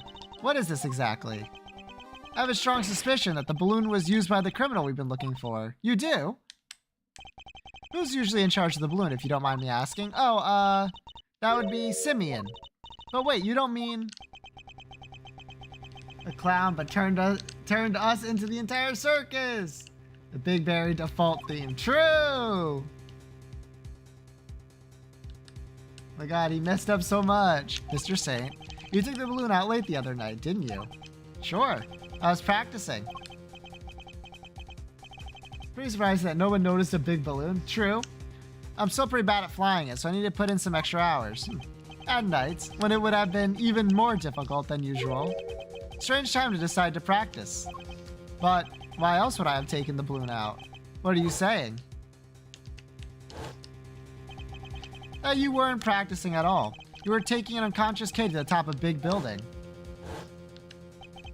In order to frame her for the murder of Rosie Ringer. The security cameras never recorded Kay taking the elevator up to the roof, which means she must have gotten there another way, from the sky. And the only person able to make that happen would have been you. But, Mr. Edgeworth, I don't understand. That's not all you did. You also attacked Sean at the garbage disposal area, drugged him, and carried him away. That's why. You were late for the hearing at the courthouse, wasn't it? I'm sorry, but I don't know what you're talking about. Why would I do any of these things? Please, you have to believe me. I'd never, ever, ever do anything like that. I wish I could believe you. But I can't. Any trust I had in you has been completely destroyed. That's horrible. Why would you say that? You told me back at the jail. You said you believed I was innocent. You don't have to worry about that. I mean, you literally didn't do it. In that time, anyway.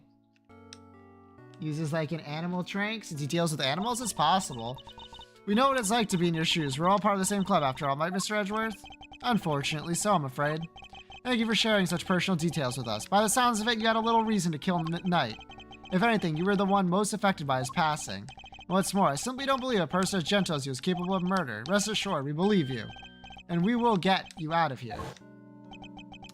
This is just awful. I never thought you'd lie to me. We didn't lie. I swear, Simeon, you said you knew what it was like to be me. I trusted you. That hurts, Kay. It hurts so much. Sniffle, I'm sobbed. Come on, Mr. Edgeworth. This is Simeon we're talking about. He's not a bad person. Objection. I see it now. That's your strategy, isn't it? With everybody. You root out their psychological weakness and exploit them. And without even realizing it, they wind up doing exactly what you want them to. Exactly the behavior one would expect from the arch manipulator behind all our recent troubles. I was too blind to see it before, but you won't fool me again. Simeon Saint, you are guilty of crimes too numerous to mention. It's like 5 things. Oh, so that's how you want to play it, huh? You always did have the courage of your convictions, I guess. Luckily, grinding people's self-belief into dust is kind of a hobby of mine.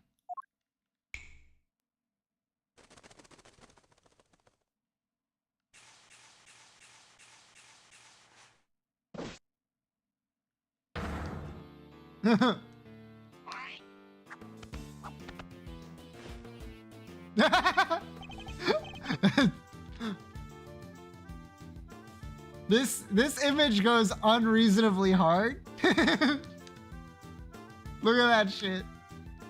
Venema. Well done, all of you. The true final boss. Wow, this is certainly a side event we haven't seen before. So much for the trainee animal tamer who wouldn't hurt a fly. I guess that was all an act. But I'm glad we're finally getting to meet the real you. Simeon, this can't be true, can it? Truth, lies, what does it matter? Huh? All you need to know is that Mr. Edgeworth here has made me very mad indeed. Real Elden Ring starts here, true. And now he's going to pay. Sure, I went up in the balloon a couple of nights ago, but that was just practicing. I guess someone took that picture when I flew by the big building. I fly around the area doing promo stuff for circuses all the time. Nothing to see here, Miles. Nothing at all. So you go up in the balloon reasonably often? Yeah, promoting the circus like I said. Is that true, Miss Berry? Well, it's true that it's Simeon's job to go up the balloon and spread the word. I guess just about everyone in the area would have seen him up there by now. Well, that same balloon was used in the commission of a crime. Nonsense, I just happened to be in the area where it happened. Someone took a picture when I was floating past the big building, that's all. I'll be the judge of whether you just happen to be nearby, thank you very much.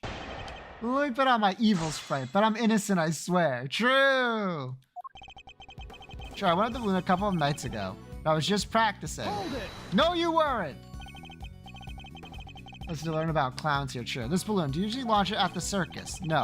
You know, wide open space. There's a park over by Sunshine Coliseum. That's where I usually take off from. I see. And how do you get the balloon to the park to launch it? Not by hand, that's for sure. That thing must weigh a few hundred pounds.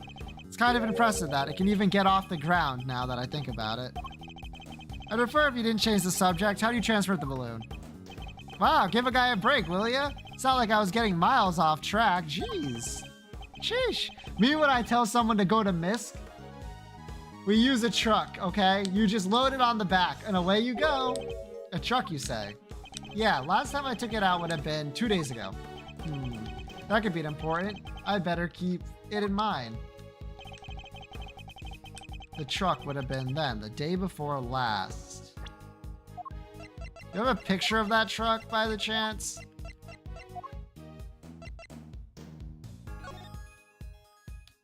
No. Hold it! Hold it! Just to confirm, the truck hasn't been anywhere since then. Why would it need to confirm that? I just told you, didn't I? Answer the question. Or are you trying to avoid this one too?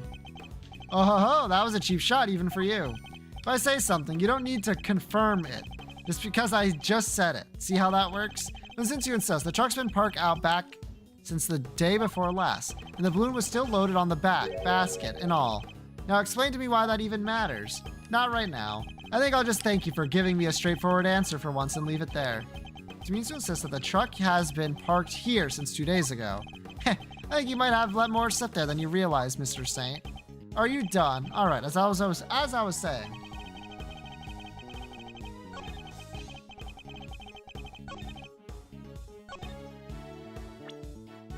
Do I not have a picture of the truck? Ah, blue truck. Objection! Objection! I literally just had the blue truck in my fucking... This truck. It wouldn't happen to be blue by any chance, huh? So what if it is? We happened to see a blue truck ourselves just today. One with a large basket loaded on back. If that was the truck you told us about, then your statement about it not having moved in 2 days is a lie.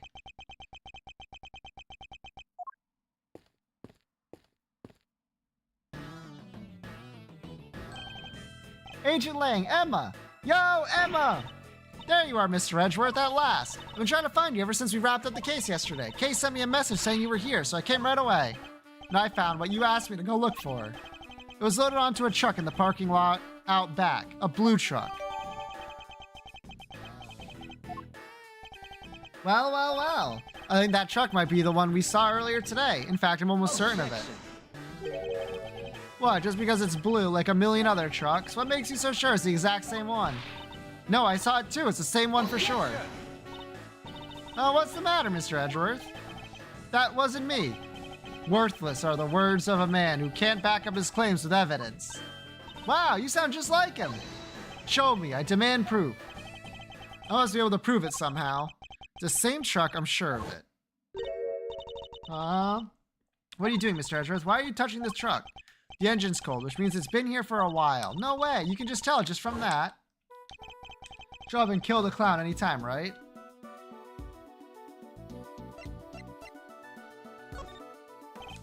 I like to have the truck dusted for fingerprints. Huh? Why would you want to do that? Because I expect to find a certain very specific set of prints. If I do that, that'll prove beyond a doubt that it's the truck we saw in front of the big building. Whose prints will prove it was the truck we saw? Miles Edgeworth. Yours? You think you're going to find your own prints on there? I do, because I put my hand on your truck when I saw it in front of the big building. Let's see what we can find, shall we? Emma, can you lend us your scientific skills one more time? That's why I'm here. One moment, please. Alrighty, take it away. Me. There's no fucking way they're making me do the fingerprint mini game for the first time in both games. Fucking like 6 hours into the last case of the last game. Fine, let's see why you can't do it yourself. Just spread the powder over the area you want to search for. DS game, baby. New mechanics, Fog. What is this, Persona 5? Found one. Make sure to dump plenty on there. Then blow away the excess. Blow it away. Yeah, with your mouth. Ha! Like that. Blowing with Y should remove any excess powder. Okay. Thank you. Now to try it for real. Oh, there's no such thing as too much powder, by the way. Go crazy.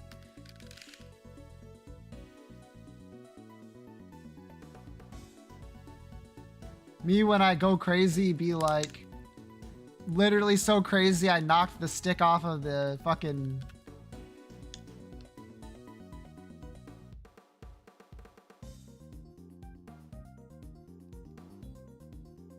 Yeah!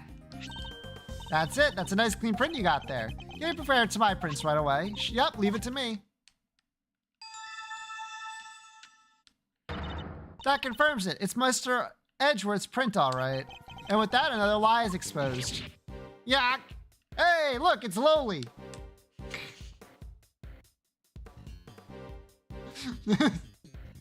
This mechanic was fun on the DS. I bet. I did play, I think, a few DS games with it.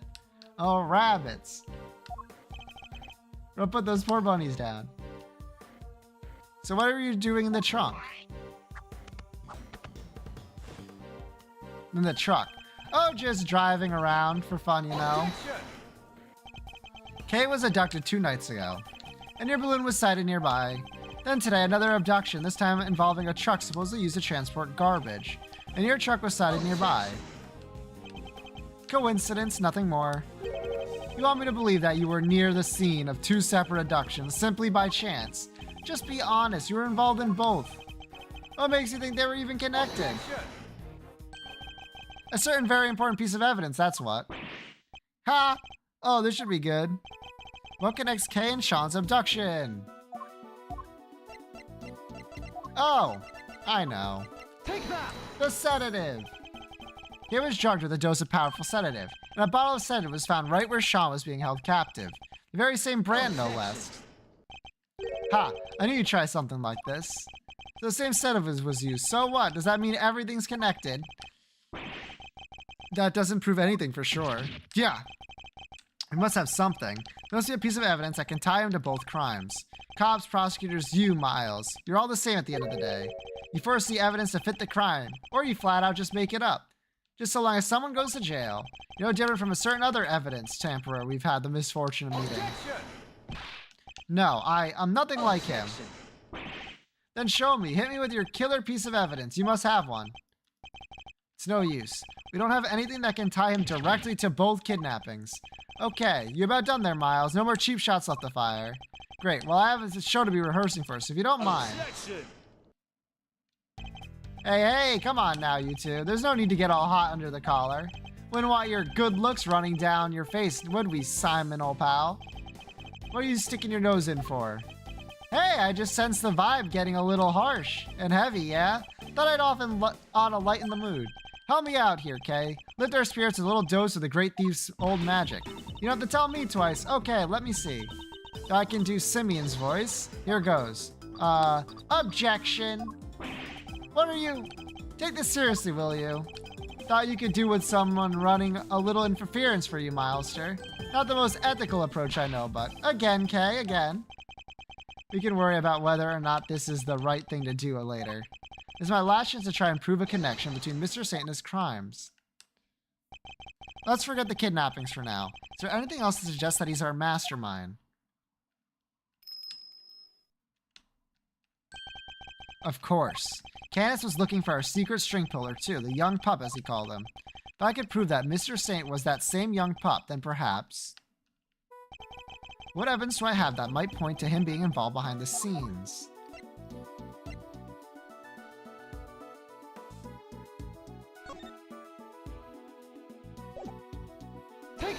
Take that!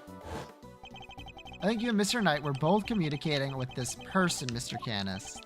And that same person might well be our secret string puller. That's right! Our mastermind was involved in Canis's Knight's correspondence chest exchange. I can prove that Mr. Saint was the hidden intermediary between the two of them. Alright, that's enough. This is getting painful. We don't have anything, and I have a practice for the show, so if you don't mind. Thank you, Mr. Fender. I can take it from here. And I can't take any more of your interventions. Ooh, just look at that face. Yeah, I like it. Miles Torino's back in the game for sure. I'm Simeon, the funny clown. Look at me. I'm juggling. This is literally just how Ryan talks. True. Okay, you can stop now. Mr. Saint, you're a fan of chess, I take it. Huh? Where'd that come from? Chess? Sure, I don't hate it. Our secret string puller was playing correspondent chess with Mr. Canis. I thought Bronco was the one playing chess with Canis. You're saying he was your so-called mastermind? No, it wasn't him. Whoever it was went on manipulating events even after Knight's death. Take a look at this letter if you would have. Who do you think could have written it? I believe it was the person who had inserted themselves between Mr. Canis and Knight. And you think that person was me? Hee. Why would I go through all that trouble? That's crazy. To make it appear that the two men were connected and communicated directly with one another. That very fact that led Fifi Lagarde to murder him. What? You're saying he set that up to try and get Mr. Knight killed? Listen to yourself. What do you think I am? Some kind of evil puppet master? And then he stands like this. You've seen me. I can barely even get the animals to do what I want. If we could find one of his letters he passed between Knight and Canis, that would prove the connection without a shadow of a doubt. I'd like to have your room searched. I believe we might find... Letters? You won't. Trust me. What? Once I'm done with something, I put it straight in the trash. Guess I'm not the sentimental type. Why get hung up on the past, right? Gah! He must have disposed of any incriminating items in order to cover his tracks. Guess you went in without the evidence you needed once again, huh? That's a bad habit, you know. This doesn't prove anything either. We've fallen short yet again. What do we do now? Are we out of options? You accuse me of betraying my friend, and you don't even have any proof. You're despicable. Hold it. Who was that? Oh, hi. Miss Barry, what does she want? Sorry, it's just... I was thinking about what you were saying, and... This Knight person. You mean Bronco, right? Simon's friend? Yes, what of it? Does she know something? A letter came from him this morning. For Simeon. What? What did you... How is that possible? Knight is dead. Miss Barry, we'd like to see this letter right away. Sure. Here you go. Let's open it up, shall we? See your face when you lose, but you're never going to beat me. Not at chess. Correspondence letter. A, B, C, D, 1, 2, 3. 1 second. Is that a valid move? He moved pawn forward.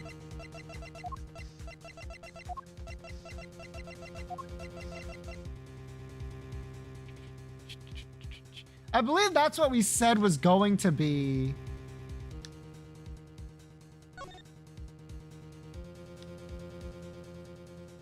And went, ha, GG. True, you literally did go pawn forward, GG. That's actually funny. Next move from the game with Canis. Anyone smell checkmate? Can't wait to see your face when you lose, but you were never going to beat me, not at chess. It's postmarked the 26th of March, the day before Knight died. I guess it must have gotten held up en route. Well, we do move a lot. It's part of being traveling circus. Our mail arrives late all the time. Interesting that it's addressed directly to you, Mr. Saint. Gah! This is it, isn't it? The proof we needed that you were the one facilitating Mr. Canis and Knight's games. Literally a Deus Ex Machina, by the way. One of the letters you would have described into Braille in order to create the illusions that they were somehow connected. Curse you, Bronco. You're still getting in my way even now? I hate you. I hate you. Simeon, how could you? Mr. Knight was your only friend. Ha! We weren't friends.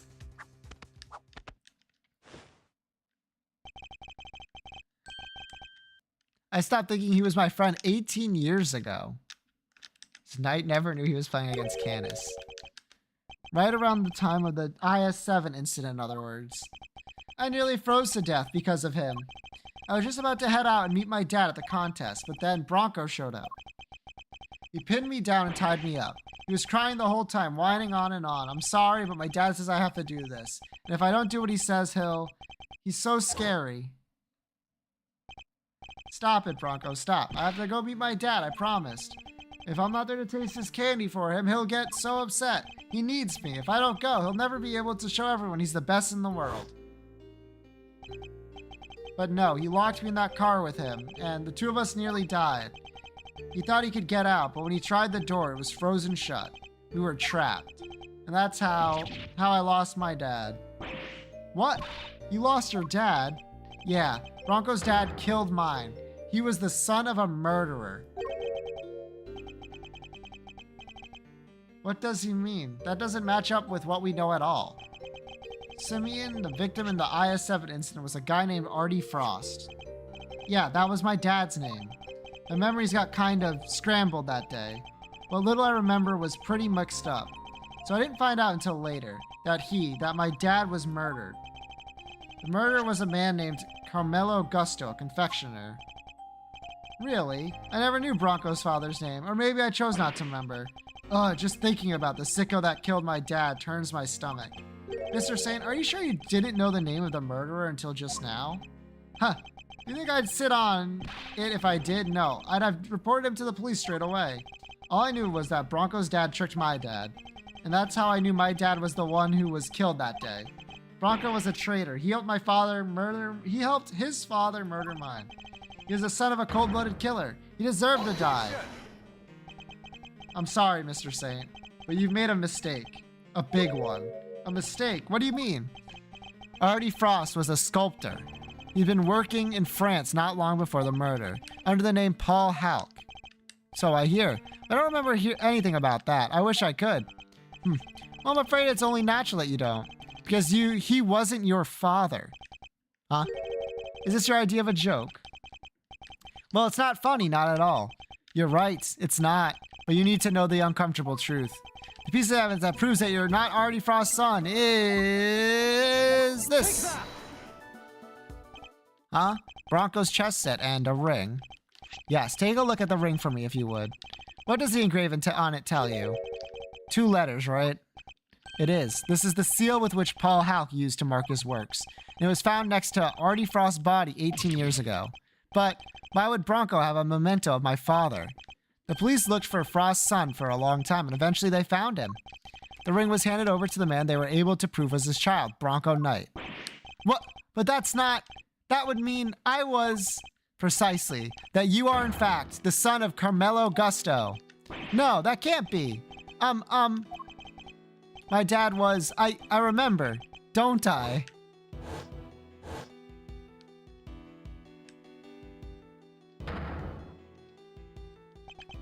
Bronco tied me up and locked me in that car.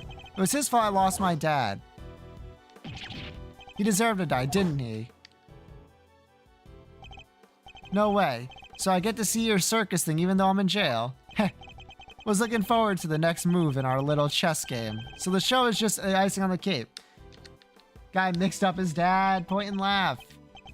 Yeah, I think you'll enjoy it. I will. And hey, come back soon, okay? I'll be mulling over my next move in the meantime. Oh, speaking of which, I put a little something in your chess set. But you can take a look at it later. A little something. No idea what that might be, but thanks. You hadn't detained me 18 years ago. It wouldn't have had to end like this, huh? You say something. Me? Oh, it was nothing. Goodbye, Bronco, and farewell. I did all that, and now you're telling me that it was my father who killed Broncos. Then what was all this for? I didn't want to wind up dead too. I didn't want to be weak and vulnerable. That's why I tried to be like Canis, why I stayed in touch with him all these years. And there we have it, the truth at last. Mr. Saint, you were Mr. Canis's correspondence chess partner, and you were the one manipulating events this whole time. You're right. It was me. It was me all along. All right? Lot of heart, you still here? You got that? Yep, take some pictures. We got the person with the voice recorder. Yep, a couple detectives. All right, let's get out of here. I was the one who witnessed the murder 12 years ago. Well, you knew that already. The president's assassination, just as we thought. Which means he was the one who drew the picture. And they knew it too, that's why. The guard kept questioning me, day in and day out. It got so I couldn't face what I knew the next day would bring. I was a nervous wreck. Saying shut the fuck up and don't be admitting your crimes, true. Who could blame me for wanting to get out of there? I imagine it wasn't as easy as simply running away. Winter would have sent his men after you. No matter where I went, they were on me. They never stopped coming, 24 hours a day, 365 days a year. Couldn't sleep at night. Even the smallest noise had me chasing shadows. It drove me crazy. So I joined the circus. At least that way, moving from place to place was part of the job. My whole life, I've been up against the chief prosecutor and the warden of the prison. No regular person could hope to stand up to people like that. From the time I was a child, I had nobody. But they weren't even the worst of it. The body double was behind it all, controlling everything. He may have been a fake, but he was the president of an entire country. What hope did I have? There was only one person I could turn to, Canis, the man who saved my life. He wasn't like Bronco. He really did want to help me. That's quite a claim. Strange to think our famously ruthless assassin winning the admiration of the child he saved. He showed me how to stop being a victim, to stop being hunted, and become a hunter myself, and they all became my prey. But I doubt even you imagine that the body double would ever go so far as to co-opt our country's police. No, I sure didn't. And as long as Winter was around, no evidence was ever going to stand. He even nearly managed to ruin things this morning. Lagarde almost got away with it again. Oh no, he's into the alpha male stuff. What gave it away? But I know him now like the back of my hand. I could see exactly how it was going to all go down. So he saw right through their plan. How Chairman Winter would try to suppress the evidence and warn Lagarde's trial. I see. And that's why you kidnapped Sean, correct? You wanted to force a guilty verdict regardless of the presence of evidence or the rule of law. Maybe I did, but how else was I going to make them pay for what happened 12 years ago? Whatever helps you sleep at night. But Winter pulled one last surprise, didn't he? He tried to kidnap Sham himself in the hope of influencing the verdict. In other words, you chose the exact same course of action as the man you so fervently claimed to hate. That's only if I'd actually kidnapped anyone at all. But I'd never do anything so wicked. Never ever. Me commit a crime? No. You've already committed to it. Play back the tape. And besides, I don't hate the three of them. If anything, I'm grateful. If they hadn't done what they did, my revenge wouldn't have been nearly as fun. So you admit it. Your motive in all of this was nothing more than revenge? Sure, I admit it. So what? I despise every single one of them. But here's the kicker. I didn't kill anybody. The most you can blame me for is writing the odd letter here and there. Quick note to Ringer to tell her about Winter, another to him so he knew about her. But the fact that they wanted to kill each other and one of them succeeded, that was all on them. So you take no responsibility for the fact that your actions resulted in multiple murders? Right, same thing at Gourd Lake. People are much easier to control than animals, you know. The whole fake assassination plot, I handed that to Bronco on a plate. That was part of his plan too? So Rook's murder was... No. That was all Bronco's idea. Nothing to do with me at all. Still, it moved things in the right direction, wouldn't you say? Isn't fate a crazy thing? You can't talk like that about a murder. Setting Lagarde up was easy too. I just made it seem like Knight and Canis were in contact with each other. And slipped the chisel inside the chess set. So it was you who put it in there. Yes, it was. I thought it might point everyone nicely in Canis' direction. Worked out pretty well, even if I do say so myself. Who knew that would be all it took to make that awful woman murder poor Bronco? I guess she got to where she just saw enemies everywhere she looked. I know the feeling. Even the smallest thing can send your paranoia into overdrive. And then, things get ugly real quick. I had a front seat row for the whole show. You were the last piece to put into play, of course. Who, me? You solved both cases and finally brought down Winter and Lagarde. I guess you could say your powers of deduction were the weapon that put an end to them both. I didn't solve those cases for your sake. Sure, you didn't know you were doing me a favor. You were just playing at being an attorney for a little while, right? What did you say? All I had to do was cower and say no, no, no a few times. And you rode to my rescue like the hero you are. Was getting arrested part of your plan too? No, that wasn't something I expected, I have to admit. Never thought they'd take the chisel for the murder weapon. That was a real plot twist. Made my blood run cold, for sure. But then who should come through with this turnabout to end all turnabouts? The greatest legal mind of his generation, my knight in shining armor. I bet it felt pretty good saving me like that, huh? You'll have to thank me, you know? I didn't do that for many people. You're wrong. He wasn't playing at being an attorney. He was trying to help you, because helping people is what Mr. Edgeworth does. He helped me right when I needed it most. Okay. Yeah, aw, did he? You sure he wasn't just trying on his dear departed daddy's shoes for size? No, that's not what he was doing. Come on, K-Meister, don't let this clown get you down. He's projecting, plain and simple. Painting other folks with his own grubby brush. It's not just that he doesn't trust other people. The poor kid doesn't even understand the concept. Doing something for someone else's sake? Forget about it. He'll never understand. You think I care about what you have to say about me? Consider this for a second. I've got my revenge on everyone I sent out to get it from, and yet... Can't prove I incited anything. Think about it. I never actually did anything. What's my crime exactly? Racketeering. You think you can pin an incitement charge on me? Read my letters. I didn't mention murder anyway. If I did, maybe you'd have a case. Maybe you could say I encouraged them. But it's the same story as always, I'm afraid. You can't prove I did anything at all. For illegal nighttime balloon flights? True. That's not true. You kidnapped me. Sorry, but did I miss the part where you proved that? All I ever admitted to was sending letters. Letters which didn't threaten, coerce, or encourage anyone to do anything. I just passed on what you might call pertinent information. Gah. Wrong. You slipped a chisel to a prisoner. That is illegal. Get him, boys. He's a slippery one, I'll give him that. There's gotta be something we can do. What about this? Excitement stuff he's talking about. Incitement, okay? It means to encourage or direct another person to commit a crime. In the eyes of the law, it seems as equivalent to committing the crime itself. So then we just need to prove that he told them to do it. You say that like it's going to be easy. Guess maybe you're not so big on due process after all. Think you can make me carry the can for murders I had nothing to do with? Think again. I don't even have to talk to you if I don't want to. In fact, why am I still talking to you? Great question. I think I can think of one reason. The tent is surrounded. There's nowhere left to run. Really? You don't think I planned my escape too? What if, just to pluck an idea out of nowhere, I trained all these vicious wild beasts to attack on command, for example? All I'd have to do is say the word, and then slide off stage into chaos. What? You wouldn't. I'm just spitballing, but you'd pay to see that, wouldn't you? I could just as easily take Sean hostage with the gun I may or not have in my pocket. Yeah, you know what? That'd make for a killer show. You would do such a thing.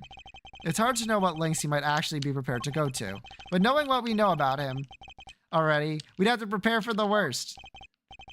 Fine, I'll humor you, but once the curtain goes up on this little performance, it better be a lively one. Bore me and we're done here, alright? Let's see if you can keep me entertained, shall we? God, he's not going to give me an inch. But there must be something we can do. We can't let his crimes go unpunished. Oh, good. It's the fucking general again. Think about it. I never actually did anything. What's my crime exactly?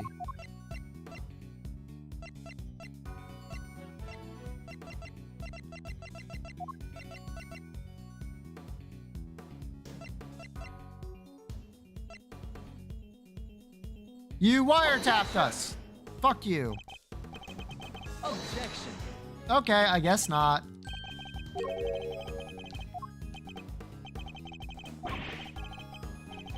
This isn't even a good one. It's written all over your face.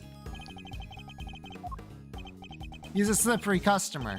Miles Street. No, that's for dangerous. Dang certain. It's fine, Fender. Not about to give up.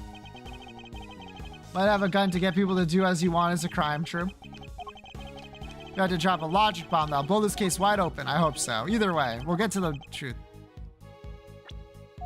What crime did you do?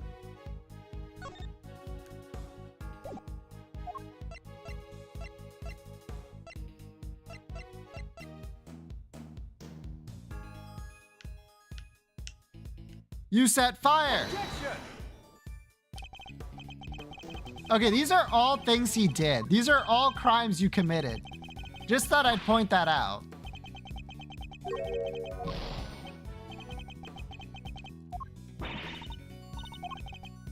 Right, I think I let my guard down for a moment there. I made the same mistake twice. Here comes Mr. Sane. That's the spirit. I'll get ready to swipe the truth right out of his hands.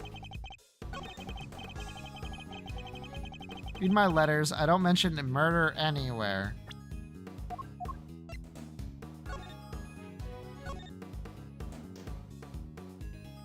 Years ago. That's true. Art statements.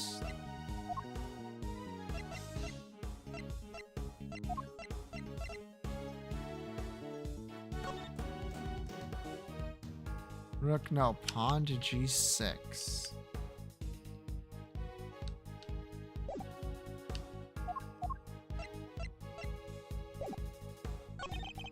If I did, maybe you have a case. Maybe you can, I say, encourage them. The same story as always, I'm afraid. You can't prove I did anything at all.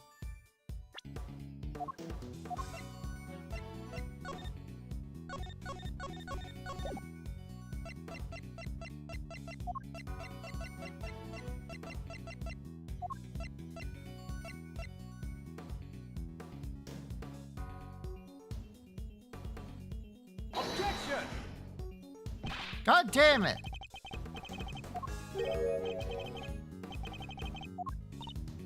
Me, forgive me, Mr. Edgeworth, but I fail to see the connection, I'm afraid. Nah, could I really have gotten that wrong? Hee. Even your friends agree with you. So sad. I could never do with you, Mr. Genius Prosecutor, and for once I'm glad about that. Oh, Simeon's enjoying this. You can't let him get the better of you. No, I won't. I'm nowhere near done yet. The next piece of evidence is I present will shut him up once and for all. Tell him the truth. He really didn't incite anyone to do anything. I think that's possible. It's clearly intended for murders to happen. You're right. We just have to prove it. Find a way. Mention murder anywhere. If I did, you'd have a case. Objection! Okay, so that's like the only letter we have, so whoops. I swear, any of those statements could have been it. This is great. I love when the game's like, by the way, we have like 700 things that prove your,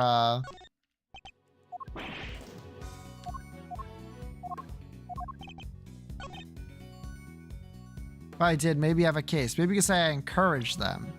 Objection! Objection! You're literally encouraging them right here.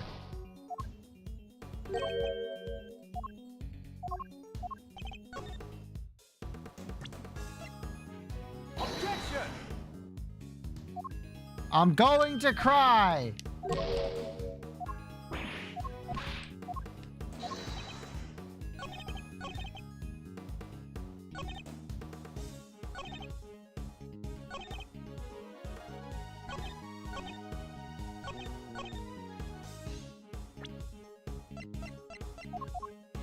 Frick it, I'm doing this. Might as well. Objection!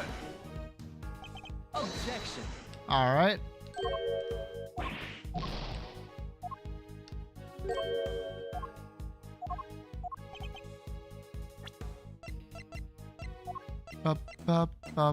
Bum.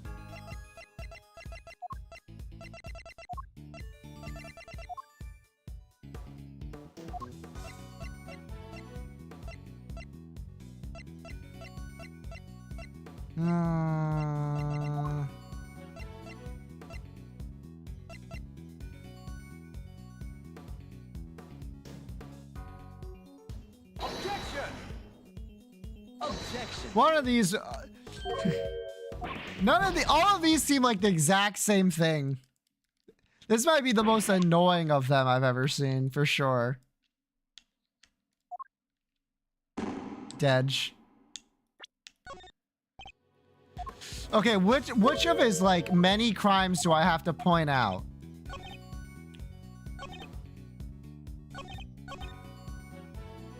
Hold it. Know for a fact that he made those murders happen. Death by clown. Yeah, there's something I need to tell you. Truth is, I was the one who made a big bad chairman winner kill little Miss Rosie Ringer. What? You told me yourself. Did I? And you can prove it. If you can't, this ends here. Just ask yourself, could this sweet innocent boy have done the things you're saying? No, Grr. I hate to admit it, but he's right. Without proof, you have nowhere to go with this. We'd only prove what he said on that. If only we could prove what he said on that phone call. Really? All right. Objection. That's what he said on the.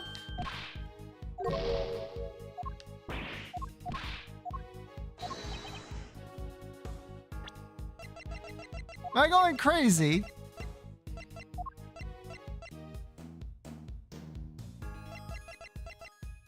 Isn't that literally it? Is it the bug?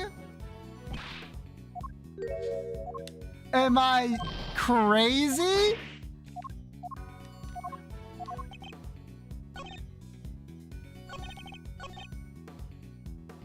Hold it.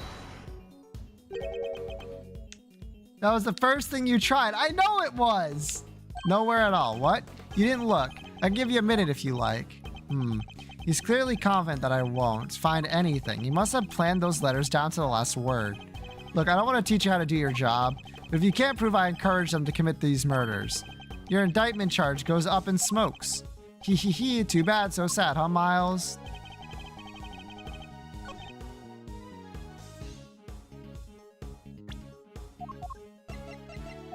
All right, just try this everywhere. Objection.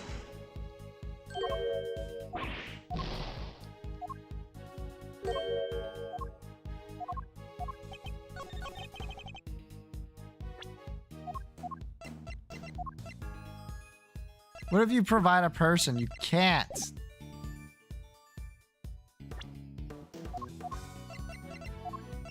Objection. Oh my God, thank you. Literally all of those are the same thing, you know, game. Fucking hell. I'm afraid you're wrong. I have proof that you meant for at least one murder to happen. Because you said so yourself. Yeah, there was something I need to tell you. Truth is, I was the one who made Big Bad Chairman Winner kill little Miss Rosie Ringer. I said that. Weird, I don't remember.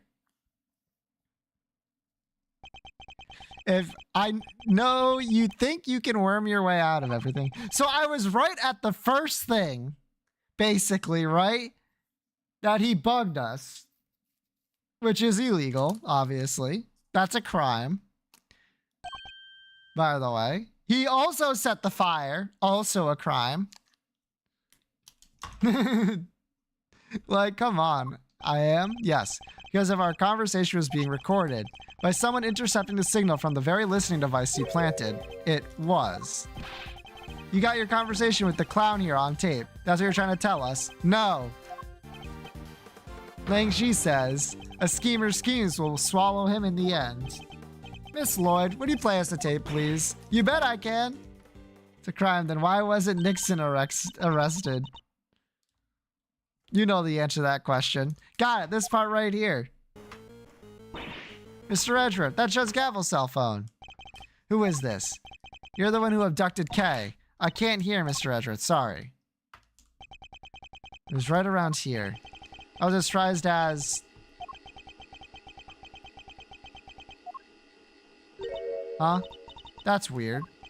Something wrong, Miss Lloyd. I'll say. Seems we maybe, didn't quite catch the next part on tape, ahem. What? Why? Oh my God. Huh? How could it not be there? Ah, poor babies. You think I leave myself wide open like that? Well, think again. There's something a little special about that bug, you see. It can be turned on and off remotely. What? I never knew they make those. Remote-controlled bugs. Sure, they exist, but... So you switched it off to avoid being recorded. Bingo! What?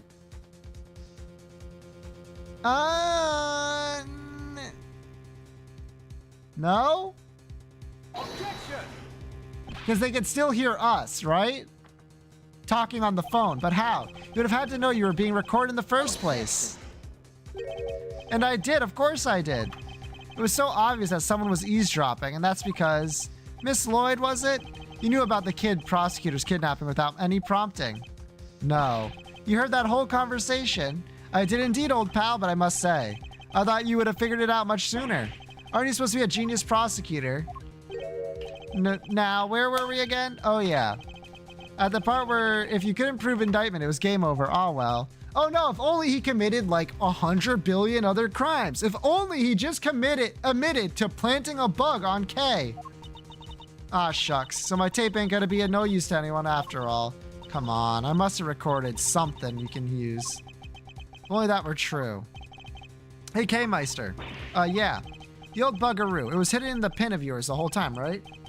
Let's shake anything loose from the old brain tree. I don't know. Give me a second to think. You're the only one who has been in direct contact with him before. So sad, relying on flawed evidence, desperately trying to make it stick. Bro, you just admitted to being able to turn on and off a bug that you should not have known has existed. You are guilty. Well, that's quite enough of that for now. Next topic, please, huh?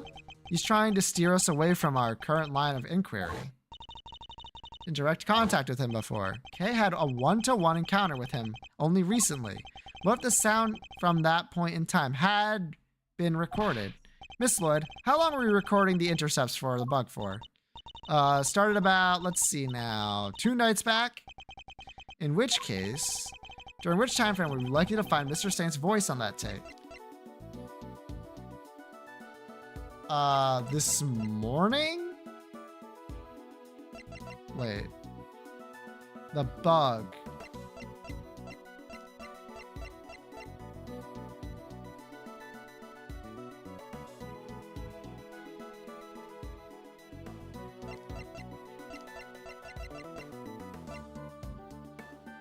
Yeah, this morning. Quickly, play us any tape you have from this morning. This morning, you say? Well, sure, I guess. Wait, didn't you have my pin this morning, Mr. Edgeworth? And weren't you in that detection center? Wouldn't that mean the only voice that could be on there is yours? No! We met him earlier. Oh my fucking God. Does no one remember when we met him literally in the morning of this case? Whatever. Fucking stupid ass.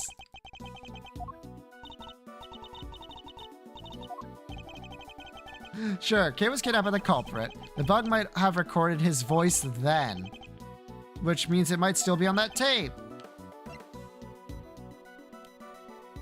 Last night, so 2 nights ago, they just sent Dr. Kay and took her out to the roof of the big building 2 nights ago. What if there was a recording from around that time? Miss Lloyd, quick, play us any tape you have from the night before last. Huh? Oh, sure thing.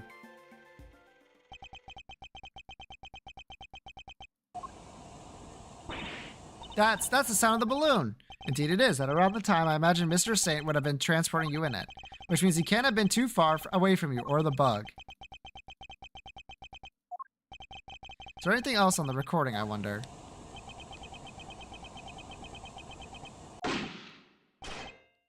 Bang, ka-chang.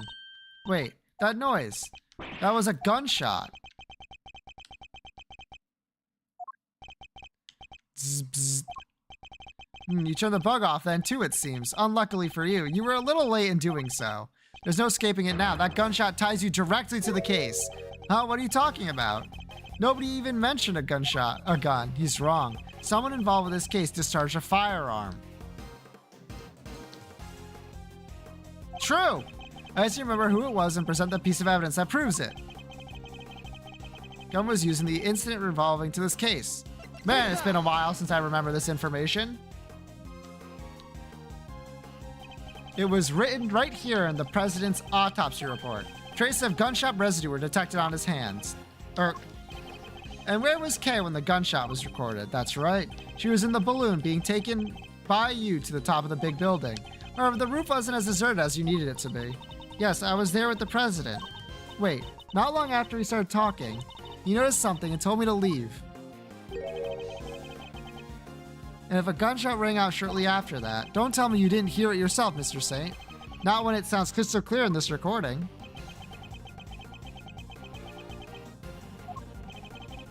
You're just gonna pretend to ignore me. This is such a funny picture, it's pretty good. What else do you expect me to do when you keep spouting your weird theories? We didn't just hear a gunshot on that tape. Ka-ching. If you listen closely, you can hear that the bullet hit something too. The president had been aiming at Mr. Saint. What would the bullet have struck? A fucking balloon. President shooting at a big balloon? True. And the president was firing at the balloon. If he was, what we heard on that tape could have been the bullet hitting the basket. Let's take a look and see, shall we? Oh! A hole with a bullet stuck in it. There was a bullet hole in the bottom of the basket. I'd call that pretty conclusive proof. Gah! Well, Mr. Saint, how do you explain not just the sound on the tape, but the accompanying bullet hole? Hee hee hee hee hee. You see everything, don't you? It's pretty impressive, I have to admit. I doubt there's anything I could hide from you if you really wanted to find it. Just shut up and confess, will you? He has, multiple times. No need to get cranky. I flew the balloon up on the roof when I arrived. Judge Gavel and the president were already there. That came as a surprise, I have to say. Only the president noticed me, and he made the good judge leave right away. Everything but not considering the bullet hole in his balloon. True. Then he pointed his gun at me and fired. He's a little off character. Does it? It feels like by this point we have him confessing to like 6 different things, and for some reason we haven't like charged him with any of them yet. But why was he trying to shoot down the balloon? Oh, that's simple enough. When I arrived, he was just about to murder your friend the judge here. Me? Yeah, you. You told him about Sean. What did you think would happen? Why do you think he met with you in the first place? He thought you were going to expose him as an imposter. Because she knew the truth about Sean's parentage. He was afraid. Ha! Afraid. Yeah, you could say that. The man was a total coward. Big Berry Circus immediately started blasting. Which is, to be fair, a valid response. You couldn't even shoot straight. So you see, I just happened to be in the wrong place at the wrong time. I was an innocent bystander. And I flew the balloon up to the roof, but when I arrived, Judge Gavel and the president were already there. That came as a surprise, I have to say. When the president noticed me, he made the good judge leave right away. And his gun at me and fired. Hold it! Hold it. He made her leave, but why? Wasn't he planning on to kill her? Sure, but I'll bet he didn't want to do it in front of witnesses. Murderers don't tend to go like that.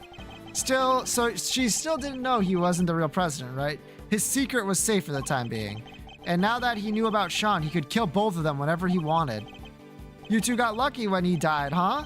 Why the frowns? I'd be smiling from ear to ear if I were you. Hee hee. I don't think anyone will be smiling until this matter has been cleared up once and for all, so please continue if you would.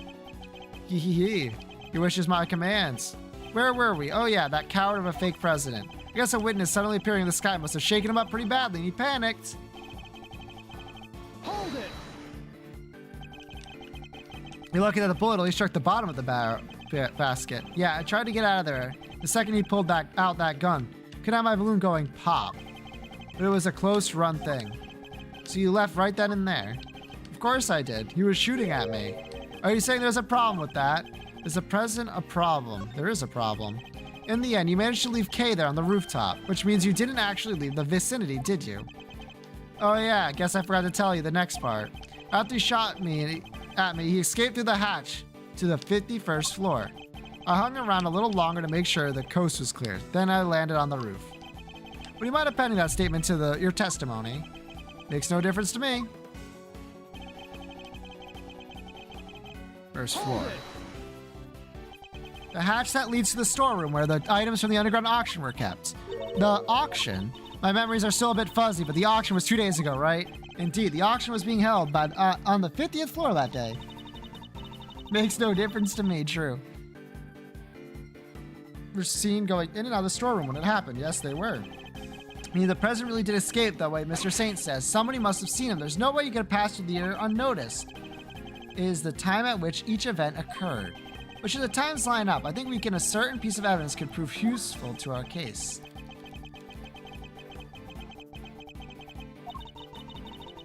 Come along when he did. Judge Gallo might have been in serious trouble. So he's basically your savior, right? I don't think it's quite that simple. After all, he was there to commit a crime too, but in order to expose that crime, we'll need to go over his testimony in detail.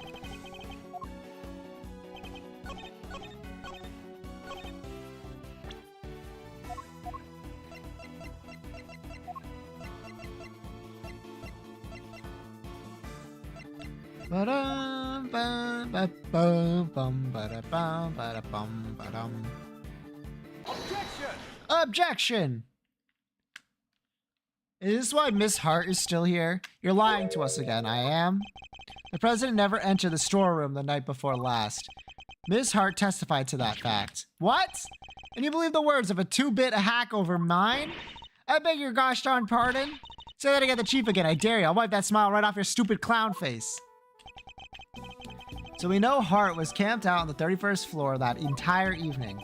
Our fake president didn't escape through there, then how the heck did he get off the roof? An excellent question, and one that I hope to provide that answer to next. Via the elevator, so neither that nor the hatch are possibilities. Oh, the president leave the rooftop! Take that! The hot air balloon! He flew. Yes, in Mr. Saint's balloon. Whoa. Quit fooling around, will ya?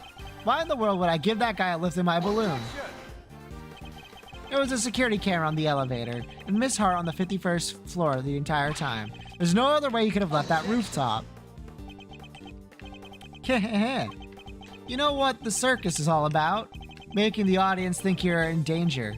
Giving them a thrill. But it's time to bring this act to an end. I'm not in danger here, even if you think I am. What do you mean? Watch and learn. Miss Hart, can I ask you something? You were keeping guard on the 51st floor the whole time, right? Never even blinking for a moment. You bet your big toe I was.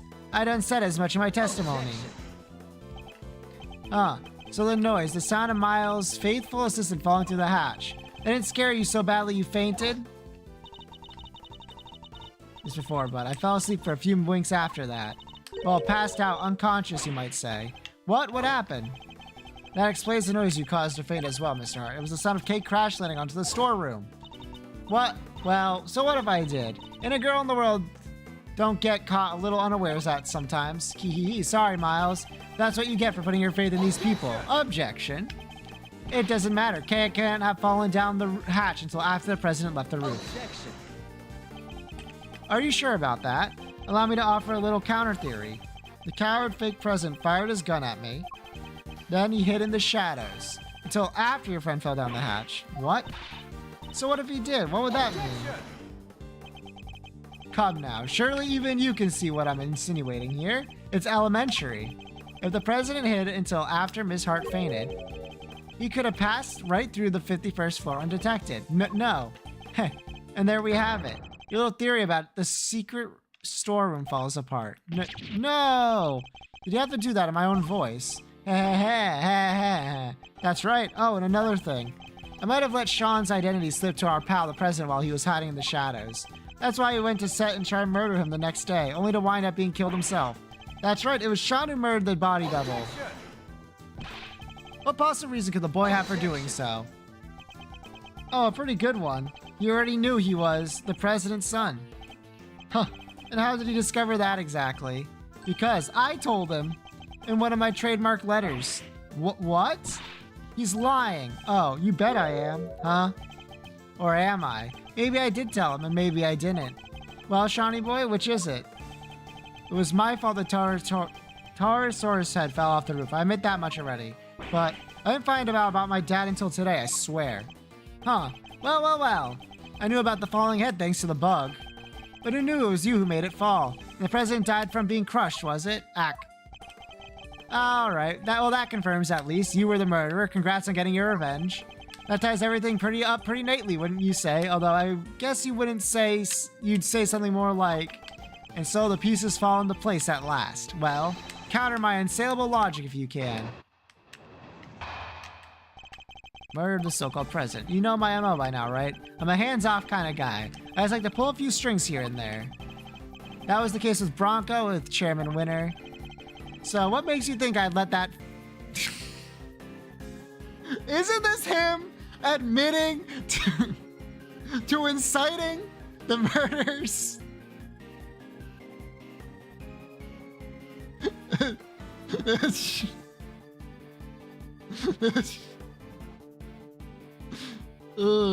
So what makes you think I let that fake president set foot on my balloon? Besides, I thought he was crushed by death by that model monster head. And who said old tourist head dog fallen, huh? Well, it makes sense. That's how our imposter wound up dead, no doubt about it. And what was the motive behind the murder? The little truth I shared. Just like I said. Get it? The truth. That thing you're so fond of. That's what caused the murder here, not me. No, that's not possible. Well, is it a detective in the house? Somebody arrest that boy. Can't help noticing no one's rushing to slap on the handcuffs. What's the matter? Grr. Add one to the grr counter. Curse you. Just as I thought. Admit it, you're all the same. You, Winner, that idiot phony president. You want the real culprit to go free so you can railroad me into a jail cell, don't you? That's the justice you claim to love so much. You love it when you can twist it to suit your needs. That's not true. Ha. Well, if you're not going to make the move, guess I'll have to step outside and speak to an officer myself. Once I tell them the kid's here is a murderer, maybe they'll finally do something. We're not done with your testimony yet, Mr. Saint.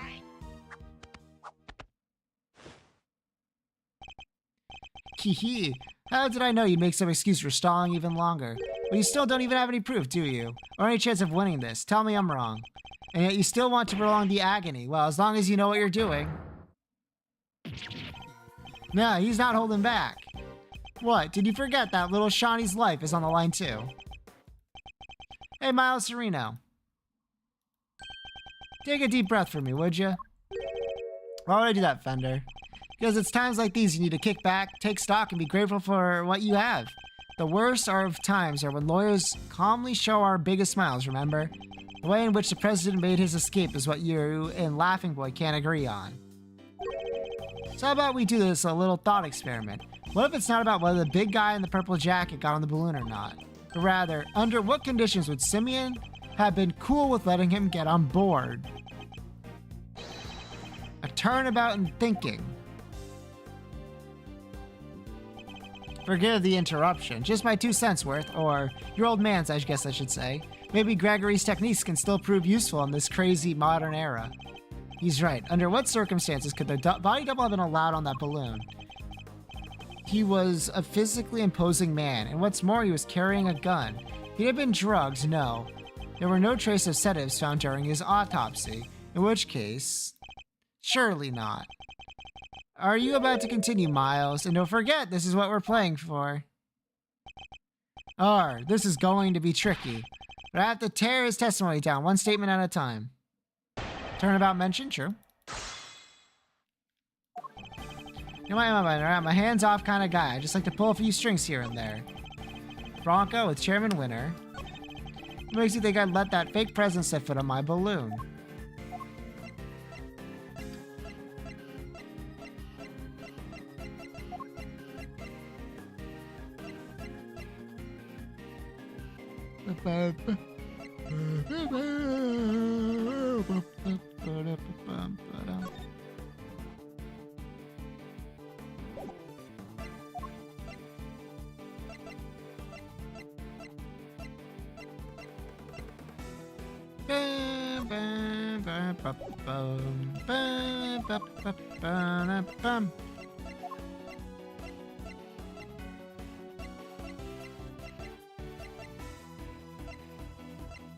No sedative found.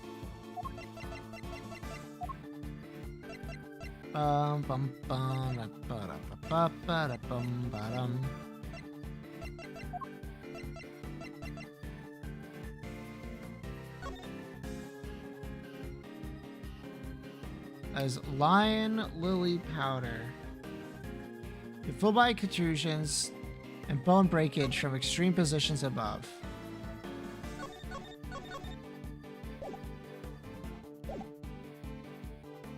Hold it! I'll press this. Let's see what we got.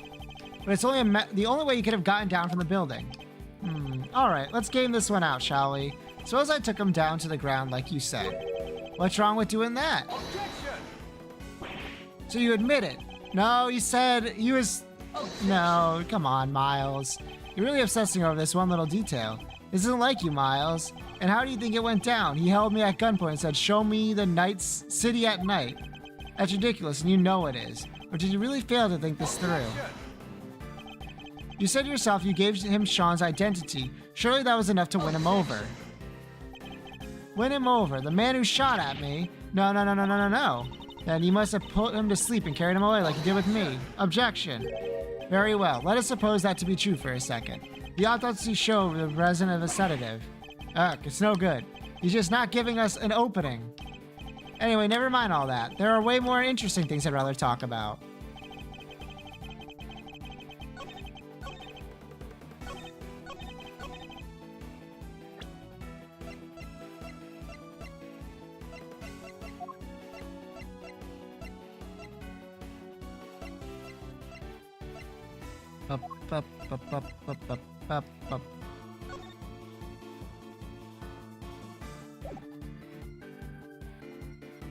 I let the fake president set foot on my hot air balloon.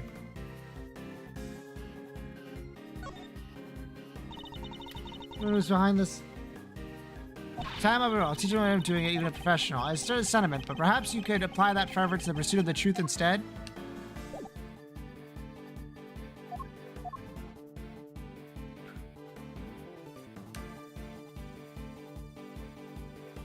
Objection! Shit. Objection! Put it away, Miles. Just put it away. Yeah, just take half of it. I don't care. I thought maybe the rope would have been something.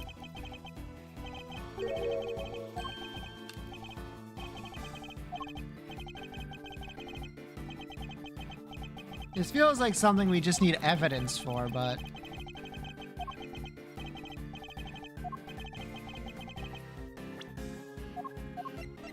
Thinking.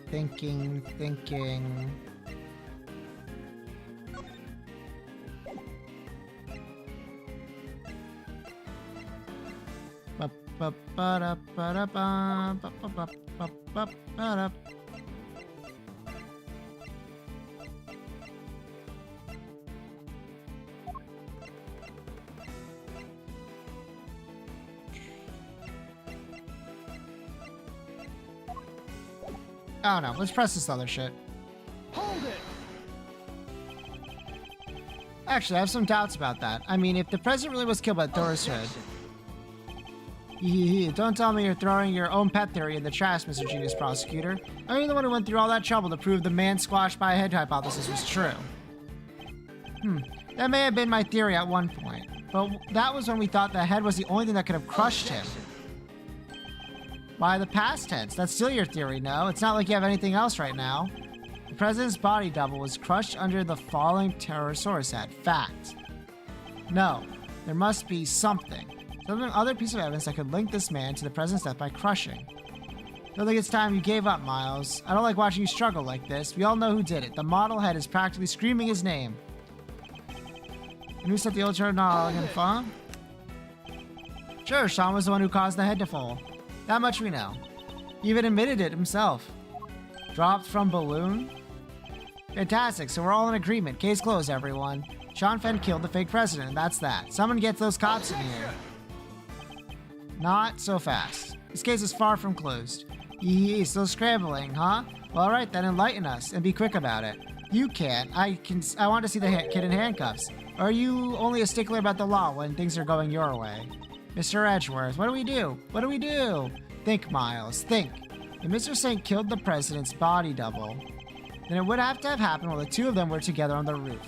So what would you have had to... So what would he have had to hand? So what would he have had to hand? Had? Had to had? That's the answer. He's not going to make this easy, is he? You need to think about how the president died. It's a very particular cause, to say the least. We assume he was crushed by the Pterosaurus head, and the whole thing becomes Sean's fault, right? But what if that wasn't what the president was crushed by? There's something else that could have exerted a similar kind of force.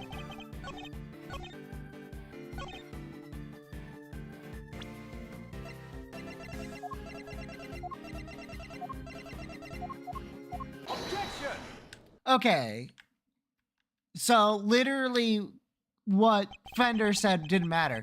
Didn't kill the president. The president was crushed by a monster. What? Did you really just say that? You? Oh, I get it. He's the kid who can communicate with giant beasts, right? That he uses special powers. The only person in communion with monsters was you. Sorry, but you must have mixed me up with someone else. No monster pals here, I'm afraid.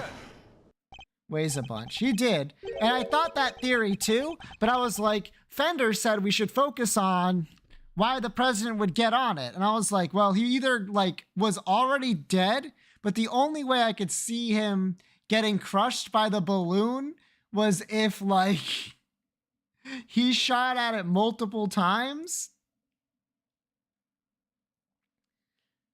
And then the balloon happened to fall on him, right?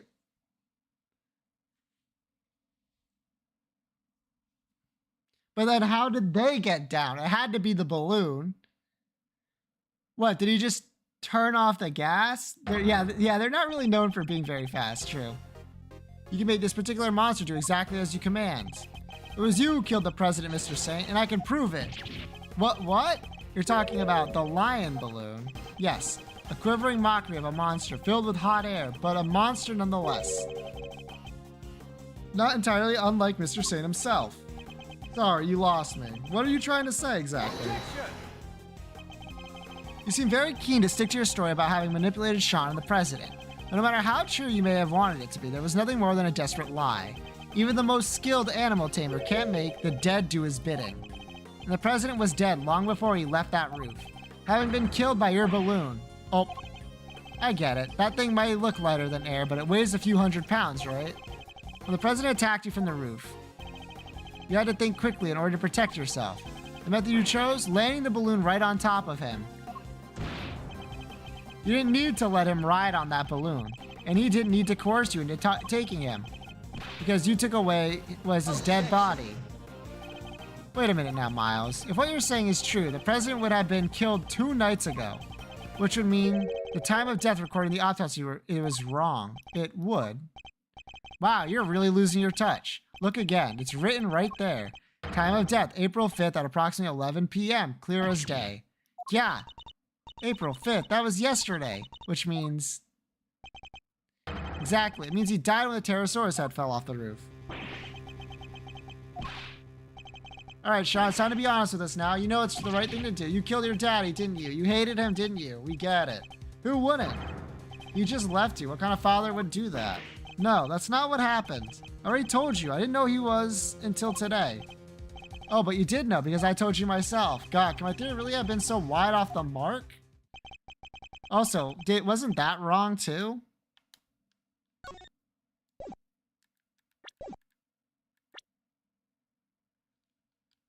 Okay, that's 2 spelling errors, like, immediately. What the hell? You hounded Winter and Lagarde until their crimes were finally exposed. By ruining them both, you helped me get my revenge. Gotta love those powers of deduction. At the time of death matched up, everything else would fit. So, could he possibly have cheated the time of death somehow? Oh, and what was the other guy's name again? Carmelio Gusto. You even ran him down for me. That was some great work you did there. Of course, Gusto. The IS-7 incident. He killed Frost and froze his body in order to conceal it. Mr. Gusto needed to freeze Mr. Frost's body in order to secure the time of death.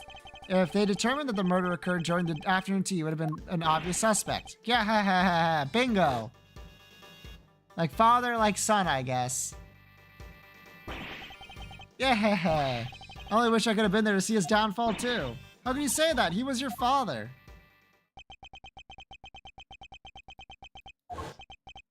It's so scary. Miss Lagarde just keeps asking and asking about what happened that day. Where are you, Dad? When are you coming to get me? Please, I need you to come take me away. Is it because I broke my promise? Because I didn't show up in time to help you taste your work? He was no father. He left me all on my own. What kind of person would do that? No, you're right. He was a piece of shit. We may have shared the same blood, but that's it. Father, what a joke. No, you don't need to object to that.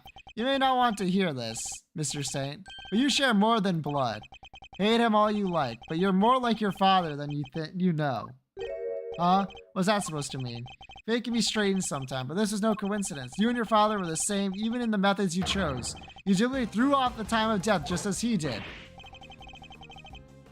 Keep his promise notebook. True.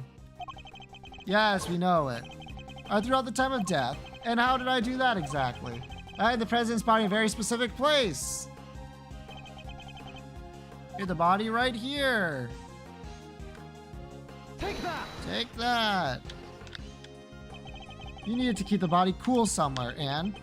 You also needed somewhere to keep Sean. Who knew that the two were connected? You're talking about the kidnapping again. Why are we bringing that up now?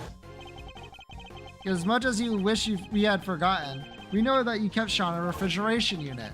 The same refrigeration unit in which you kept the president's body.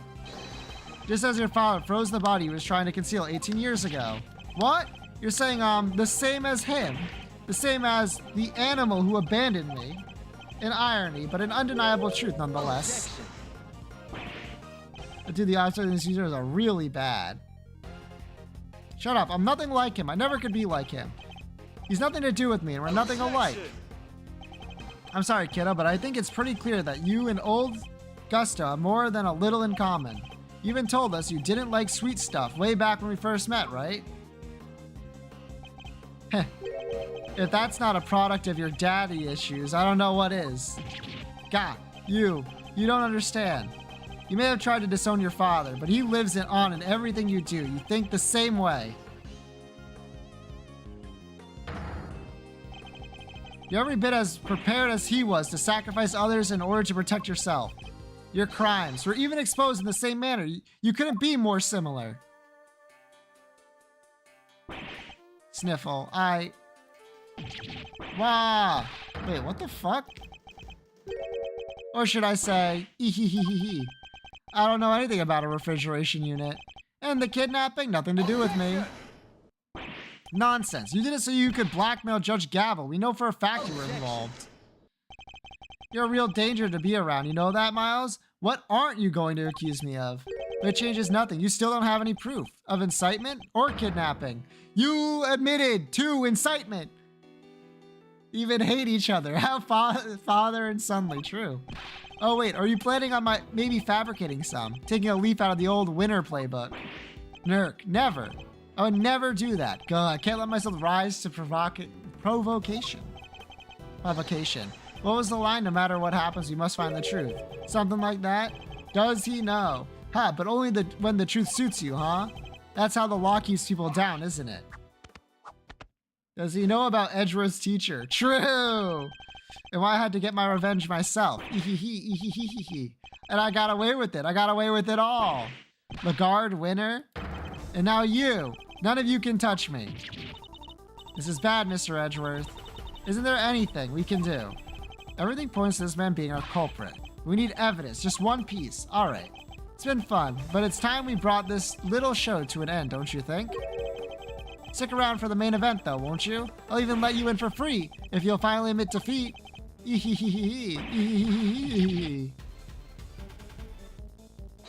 Hold it. This is literally the last case of the first game again.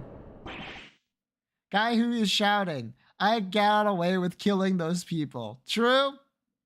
Who was that? Dick Gumshoe! Let's go! Sorry to keep you waiting, sir. Gummy, where have you been? I've been doing my job, just like Mr. Edgeworth asked me.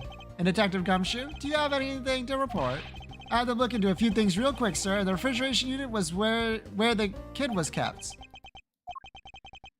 To get his pay docked. It was registered to the very big circus, just like you said.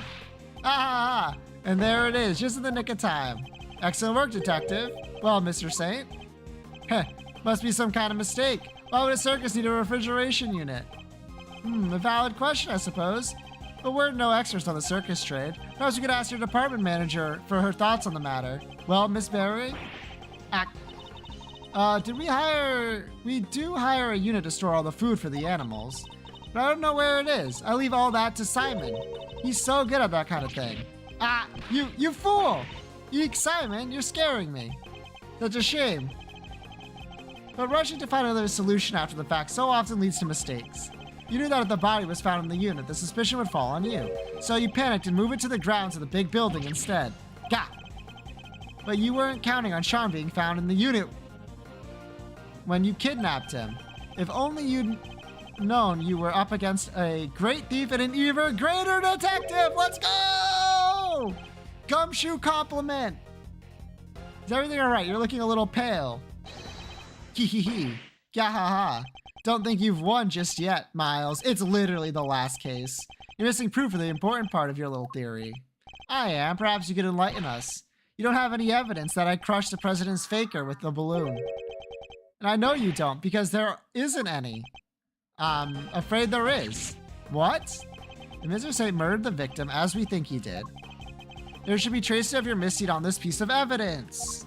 The fucking balloon? Take that!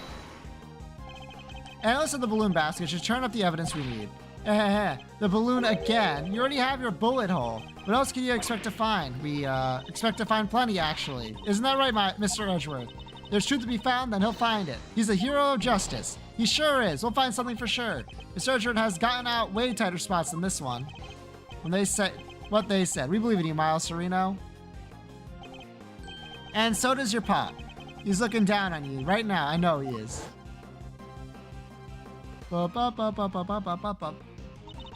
Just stay calm and see this through to the end, Miles Edgeworth. A perfect victory is only moments away.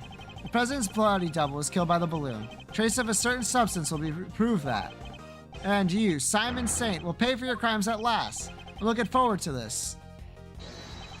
Time to wrap up the mystery of the past and present once and for all. Please, Mr. Oh my fucking God, everyone. As with evidence that will prove you're beyond a guilt. What should we expect to find on the balloon? It was used to crush the president.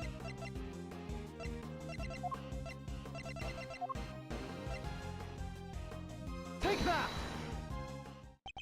When Sean found the president's body, he also found a banquet of lion lilies. Lion lilies, symbols of a connection between parent and child, a popular flower back in Genfa. That's your proof, a bunch of flowers that will be rotting at the dump by now. A bunch of flowers that Sean threw away. So much for your beautiful symbol of parental connection. Grr, it's got nothing to do with any of this. Ignore him, Sean. You threw those flowers away, that much is true. But the bond they represent remains as strong as it ever was.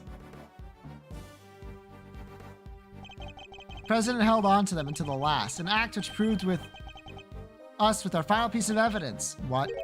What are you talking about? The flowers Sean disposed of had been squashed flat. They must have been crushed by the balloon. If we examine the basket for traces of lion lily pollen, what do you think we might find? No, you don't need to do that.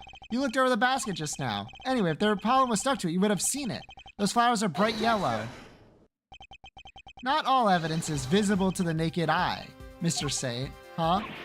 Emma. Yeah, I'd like to call upon your scientific skills once again, if you don't mind. Leave it to me. All right, let's take a look at this balloon basket, shall we?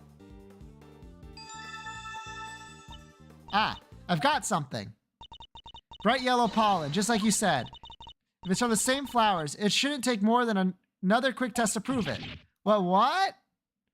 Emma just like, fuck it. I'm just gonna find it anyway. Deus Ex Emma. This game loves its Deus Ex Machinas. It's so funny. And there we have it. You murdered the president. And this murder, you carried out yourself. No, how could this? You crushed the president with the balloon. Somehow. And then you loaded his body into the basket and took him into the refrigeration unit. But why? Why go through the trouble of removing the body? Because he knew another incident was scheduled to occur the same evening. Oh, Rosie Ringer's murder. Exactly. If he had left the body there, it would have interfered with his other plans. I get it. And he couldn't leave the body in the refrigeration unit for too long either, right? Indeed not. So returning to the big building to drop the body off again the following night. You must have observed the fire Sean caused and the Pterosaurus head falling as a result. That's what gave you the idea, wasn't it? To frame Sean for the murder. Yeah, you made it seem as if the falling head was what killed him so that my son would take the blame. Despicable coward. In order to achieve your aim, you lowered the president's body from the balloon to the lot below. And while he was dangling from the rope you used, he was caught on Sean's rehearsal tape. No, how did you see through it all? How? Okay, he admitted it. Done. You manipulated people and you manipulated this case just as you manipulate animals on the stage. You thought you were all powerful, but your reign is at an end. The animals look like they're mad with you, Simon. Even Monkey and Asia. They thought you were their friend, but you're not. They're sad and mad all the same. Stop it. Stop looking at me like that. Big the presence of a person using a rope just like the Big Berry Circus. True! These animals can understand English or Japanese? Japanese. Huh, perhaps they will when you finally stop clowning around. You're not cut out for comedy. Your tale is destined to end with a whimper. Sniffle, don't. Get away from me. Get away from me. Leave me alone. Dad, where are you? I'm so scared. I don't know what you're talking about. I've done nothing wrong. Nothing. I'm not the bad one. They are. Why, Bronco? Why did you stop me from seeing my dad? If only none of them did what they did, I wouldn't had to. Yeah, torn apart by his animals. Good. I couldn't trust the police. Couldn't trust anybody. True. True. Very true. Is autoplay on, by the way? But that man, he helped me. It might be on. No, it's not. Yeah, it's the only one who ever helped me. Maybe it is? So what if I use people? I had to. It was wrong. No, leave me alone. Leave me alone. Ow, that hurts. Oh, he's dead. He died. No. No. Oh, he's super dead.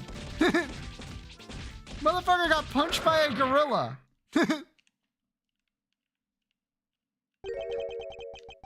Seems the game is up at last. To Killer. He was never heard of again.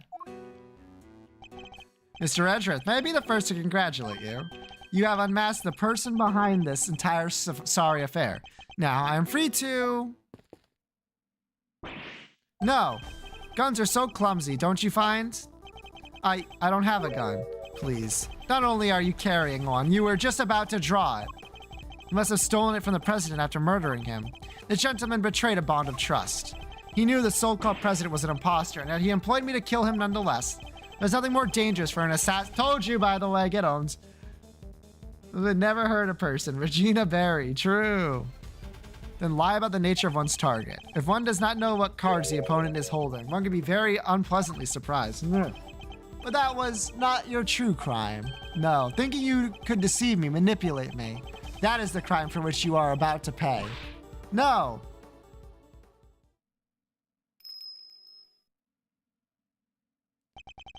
You. It's been a while, to Killer. How did the blind guy get in here? The dog guy. Step aside, Canis. That man is my target. I would politely ask that you call off this particular job. He'll pay for his crimes, but in prison, not at the end of your blade.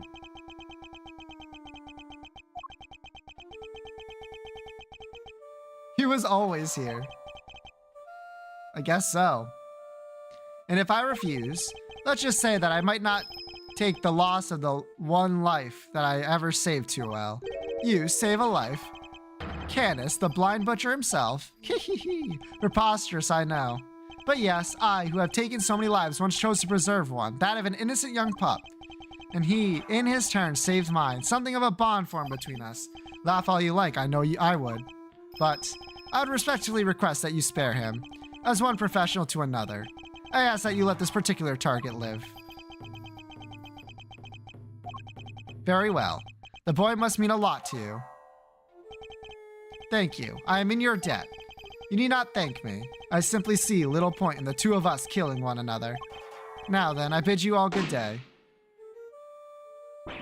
No, get back here.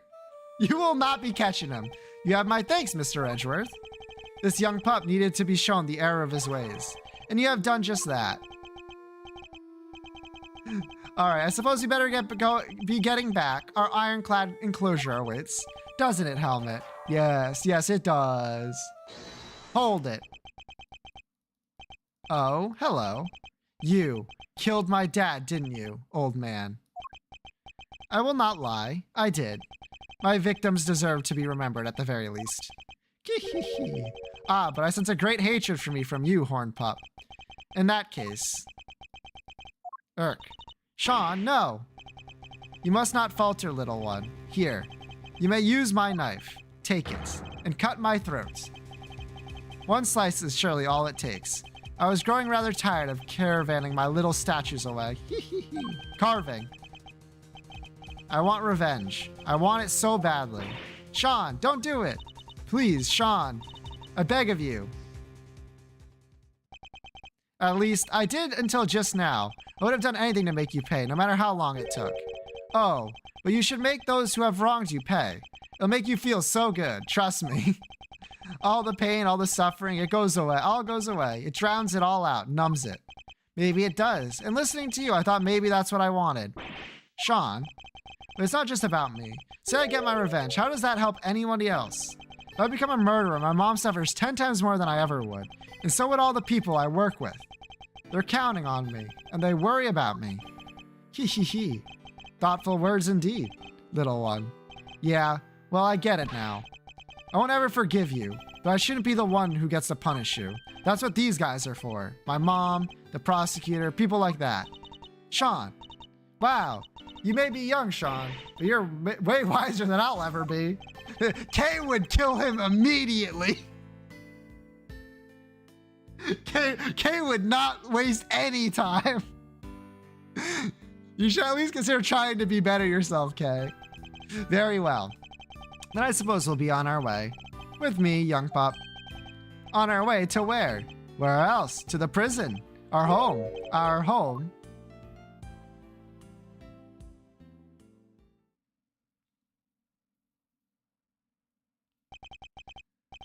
With that, the case came to an end, a case that had dragged so many people into orbit. But as for me, there was one last thing I had to do. Ye off screen. True. Man, I'm not even gonna end my stream that much. Attorney, actually. True. I'm getting a phone call. Wow, great timing.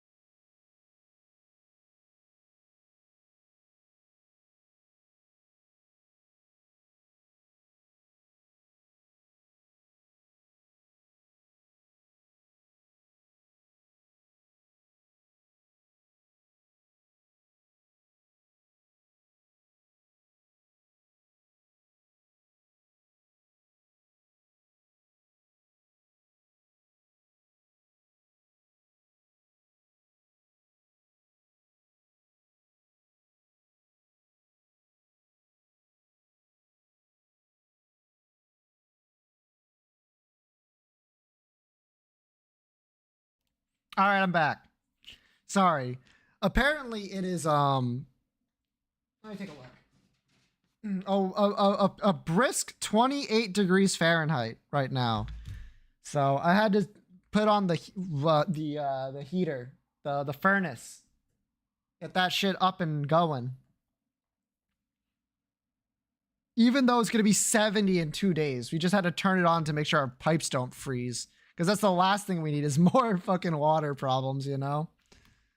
All right. Let's finish this up.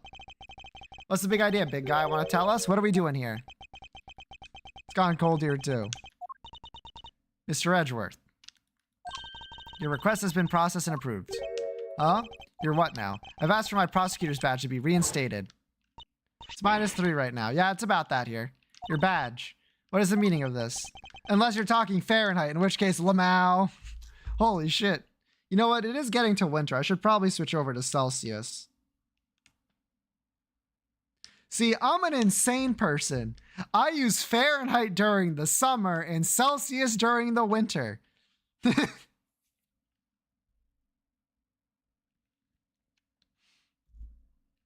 -2. Yeah, that's wild. From this day forth, I'm a prosecutor no longer. Yeah, that's wild. I know. You know, like the rest of the world. No! I can't believe you did that for me. A great man once said that an attorney's job is to be a friend to the friendless and to trust his clients to show him the way to the truth. And I can no longer trust anyone. That man's image will be forever burned into my memory. My father in the courtroom, fighting for those who could not fight for themselves. Good old Gregory. But that was his path, your path. Mine lies elsewhere. Mr. Edgeworth.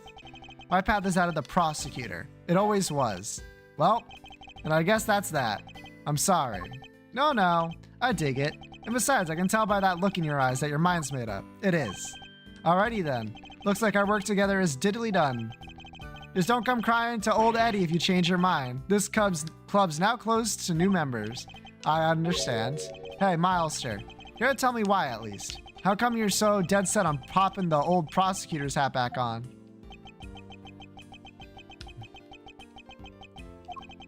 You once asked me something, Fender. Are you going to keep fighting crime as a prosecutor or help people as an attorney? Something tells me you got a big decision ahead of you, one only you can answer. I've been thinking about that question ever since, about how I mean to live my life. And now that this case is over, I think I finally know the answer. I'm going to help people as a prosecutor. But can't you also do that as an attorney? Look at it this way. Simon Stain was also a victim of sorts. Future, of course, true. He lost his only parent all those years ago, and with him, his ability to believe in a just world. Of course, that wasn't actually his parent. That was a more recent thing, and also he's still alive. Then his ability to believe in a just world. I know how that feels. To lose somebody. Yeah, important to you. To lose faith in everything. Discovered my true calling, making people laugh. I am becoming a clown. He's pretty bad at that, let's be honest. Now everything and be utterly alone. To fight and fight and fight. All that I can hope to do is get every defendant declared guilty. So I make that my policy. But I was lucky. Someone was kind enough to save me from myself. Phoenix Wright, finally? Oh, come on! Piece of shit. Who could that have been? Mr. Satan had nobody. He had no faith in the law. He felt like seeking revenge himself was the only option. But I doubt even you imagine the body double would ever go so far as to co-opt our country's police. No, I sure did. And as long as Winter was around, no evidence was ever going to stand. He even nearly managed to ruin things this morning. The guard almost got away with it again. I wanted to help people like him. And how do you plan to do that? But if he had been able to rely upon the law, none of this would happen. Chairman Winter made a mockery of justice, and in doing so drove Mr. Sane away from seeking it. The law is only as good as its practitioners. It can be a shield that keeps the people safe from harm or a sword wielded to wound them. Just one among many of the law's great contradictions. You can say that again. Yup, it's what we folks in the trade like to call a legal contradiction. The law is far from perfect. But one cannot solve such contradictions in the law without engaging with it. I don't think an attorney would have saved Mr. Saint, but a prosecutor, a custodian of the law, I think perhaps they could have. I'm going to take up my badge again and confront those contradictions at every turn.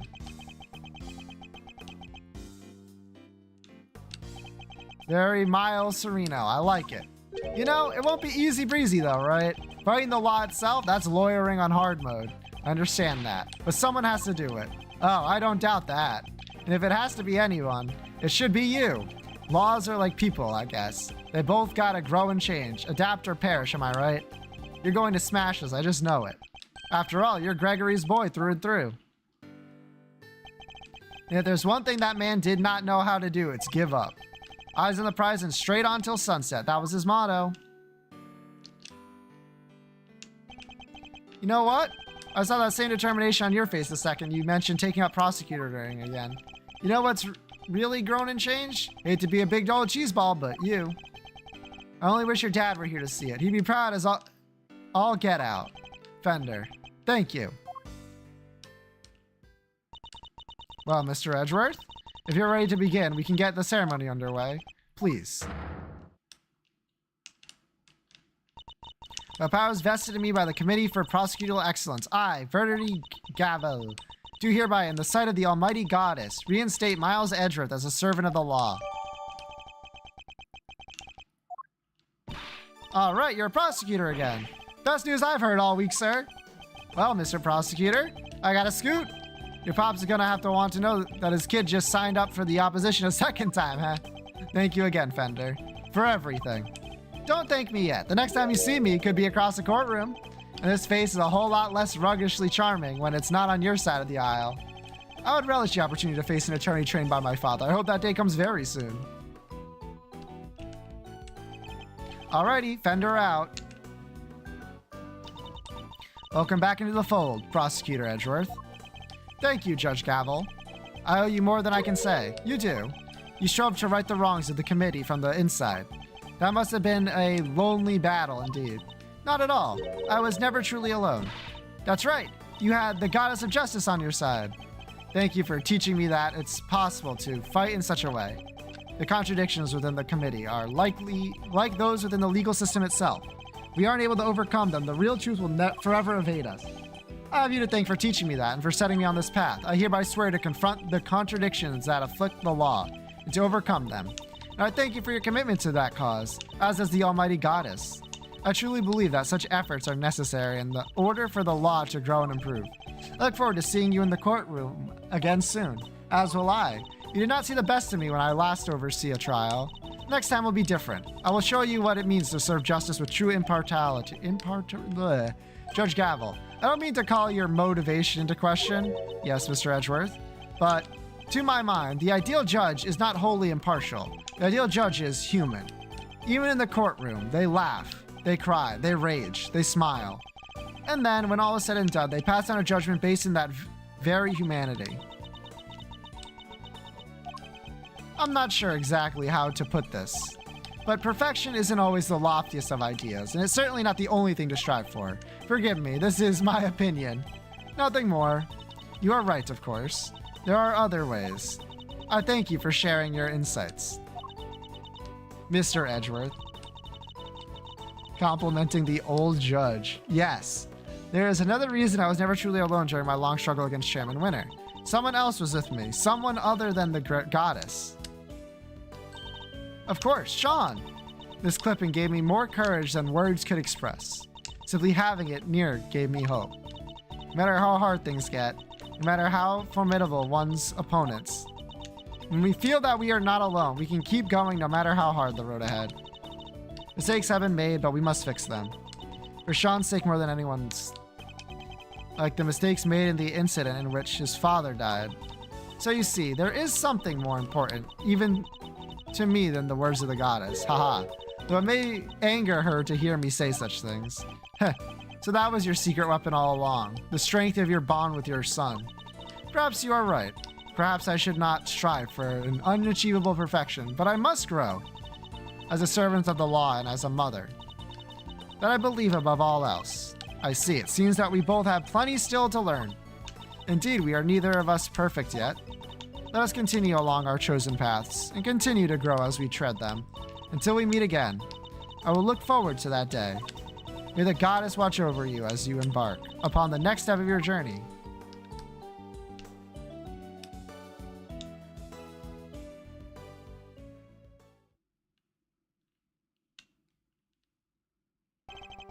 I lost the title of prosecutor, but now I've regained it. Yes, we know. We just had a whole scene about it. And in doing so, I'm determined to follow the path until it leads me to the truth. No matter how hard it might be. No matter what obstacles might arise. Woe betide anyone who stands in my way. For whoever they may be, they might say, I will lift up my voice and shout, objection. I did it! Yippee!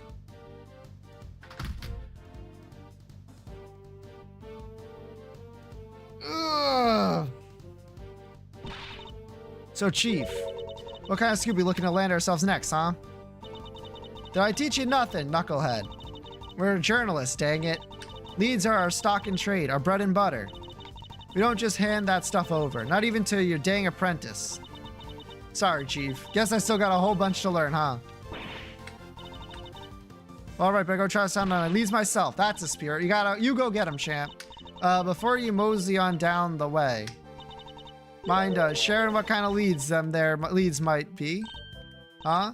But, Chief, come on now. I'm pretty much your editor, aren't I? Can't hold out on the boss. Oh, come on, Chief. That's cold.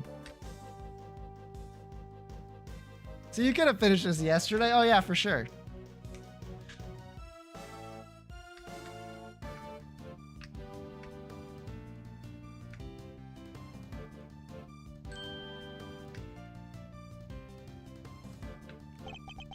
Marmoon has yet to fully heal, even now. The bodyguard who inflicted it was a skillful practitioner indeed. I shan't be forgetting him in a hurry. But never mind that now. Time to return to the life of a simple ice cream seller. Although I have been thinking that perhaps... Crepes, that's it. Well, no rush. I'm sure there'll be time to ponder the matter before my next job comes in.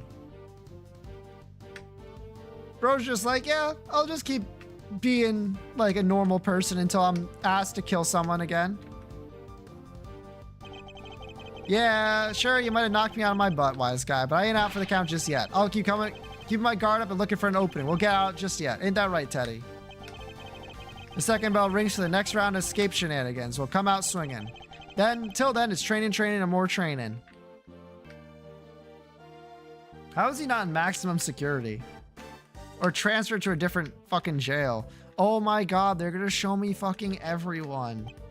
You want to know if I'm still planning on becoming an animal stylist? Sure, I'm still studying every single day. Still up to my elbows in mud, but I guess it suits me better than being a newspaper salesman. Plan to make it my new career when I finally get out of here. What's that? Is my release a few more years away now because I helped warden the guard? Good. Gah! Bald. Why do you think I'm still being nice? I don't care about the freaking license. I just want to get out of here. Why me? He also has an ape. Yeah, he does. Very strange.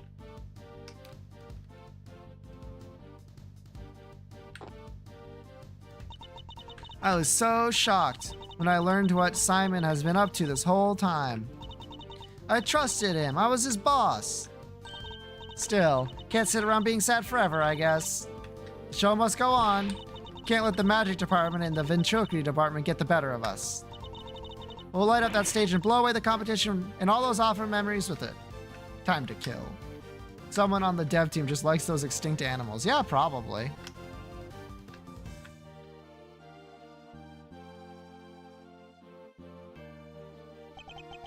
I must have gotten soft in my old age, haven't I, boy? Yes, I have. The least Lego characters bring back this game. They really did. 10 years ago, I saved the life and the troublesome child's community to this day. And now, here we are, back in a cage. Well, we'll have company soon. At least, won't we, boy? Yes, our friend the pup. Things certainly won't be dull with him around. No, they won't.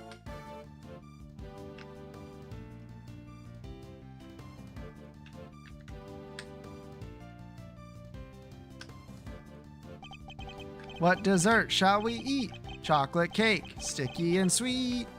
True. Oh, so soft, fluffy and light. You'll be dreaming of it tonight. Always be waiting for you, Judy. I'll come visit you every day, just like you and Eddie did when I was in here. We have so much to thank him and Mr. Edgeworth for. Most of all, the fact that I get to eat your delicious desserts again, Samson. Heh. And not just you, they gave me permission to keep providing sweet treats to everyone here. I guess spreading the gospel of candy making for all those years is finally paying off.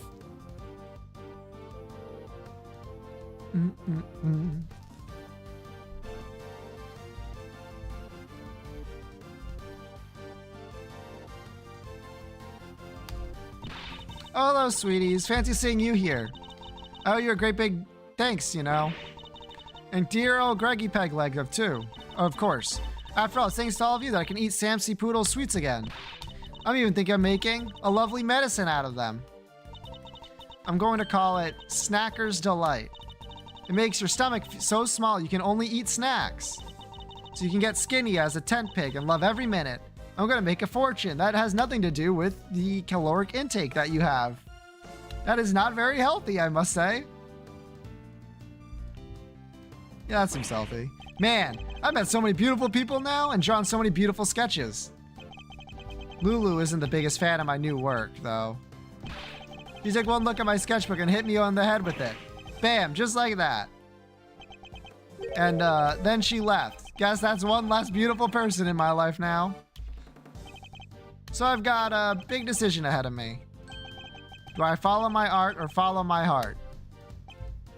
By heart, I mean new girlfriend. You got that right? Larry, you're pathetic. Seek employment, Larry. He's an artist. Badster, the Badinator. Seriously, though, thanks for the assist today, good buddy. Ha. You want me to talk about IS-7? I'll talk all day. Sounds like that Edgeworth kid is doing good work.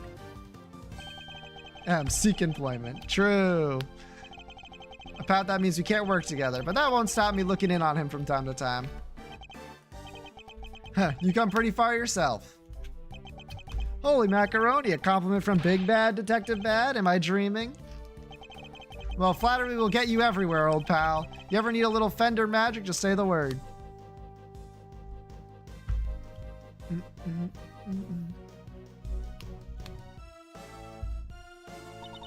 Looks like they'll be letting me off a little easier than I thought for what I did.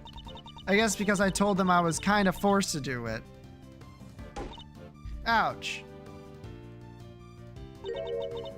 Ain't no such thing as easy when it comes to crime, dang fool child.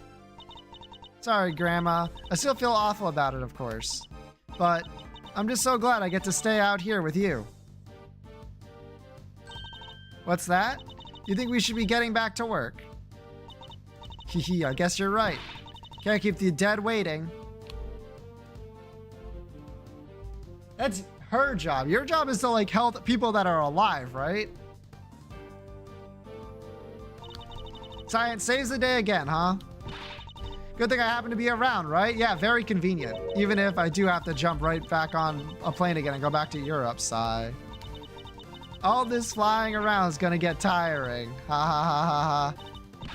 But still, it's a part of becoming a first-class forensic investigator. Guess I'd better get going.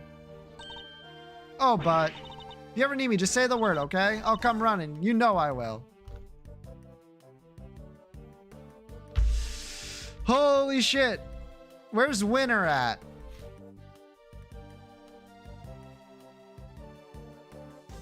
Oh my god. The greater one's father, the greater the pressure to be great. But Eustace Winner, was it? He has chosen his own life path now, and he will be tested, just as I was. Miles Edgeworth chose to live as a prosecutor over how his father lived. That, too, is a valid answer to the question we've all had to wrestle with. Sure.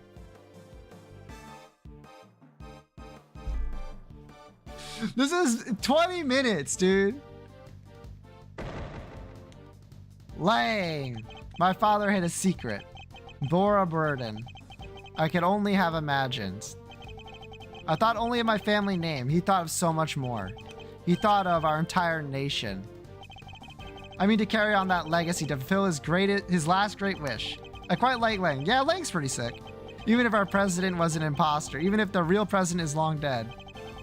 Even if it takes all my effort and all my men's effort. Zhang Fa will rise again. Yippee! Can't wait for you to see it. He's at least genuine in what he's doing. Yerp. He's pretty sick.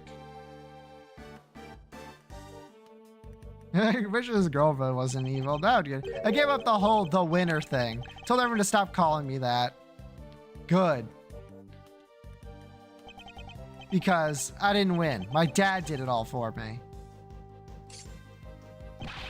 I'm going to start again from scratch. I won't let what he did ruin everything. And pretty soon, I'll be better than him and better than Edgeworth, so watch out. Now, first order of business, get a new nickname. Nah, he's fucked. He do be stupid as a fucking brick. Ain't no way he's gonna get out there and be better than Edgeworth. Well, it was eventful to say the least, but we got it done, and the movie's going down great. I think the murder stories in the gossip magazines might have helped. Big bad man emerges from Big Bad Bull. Reveal true face of the monster behind Genfa murder plot, huh? Wait, this is a picture of you, Mr. Powers. What? But why? Hey, it's not so bad. After all, it'll make people come and see the movie, right? Yeah, I guess. Who else is left? Like, yeah, Gavel and Sean, that's it. And Gumshoe and Kay, I guess. Should really get a haircut. I very much enjoyed that movie, Sean. It's nothing. It wasn't even a big part. The boy who befriended both Pterosaurus and Gordy, they don't come any bigger than that. And it was a role you were born to play. You think? Well, it would be cool to be in the sequel, I guess. And I kind of like acting. Hey, can you pick something up before we head back? Wanted to get some lion lilies for my dad. Of course, and I will buy some too, for Emily. Bum, bum, bum.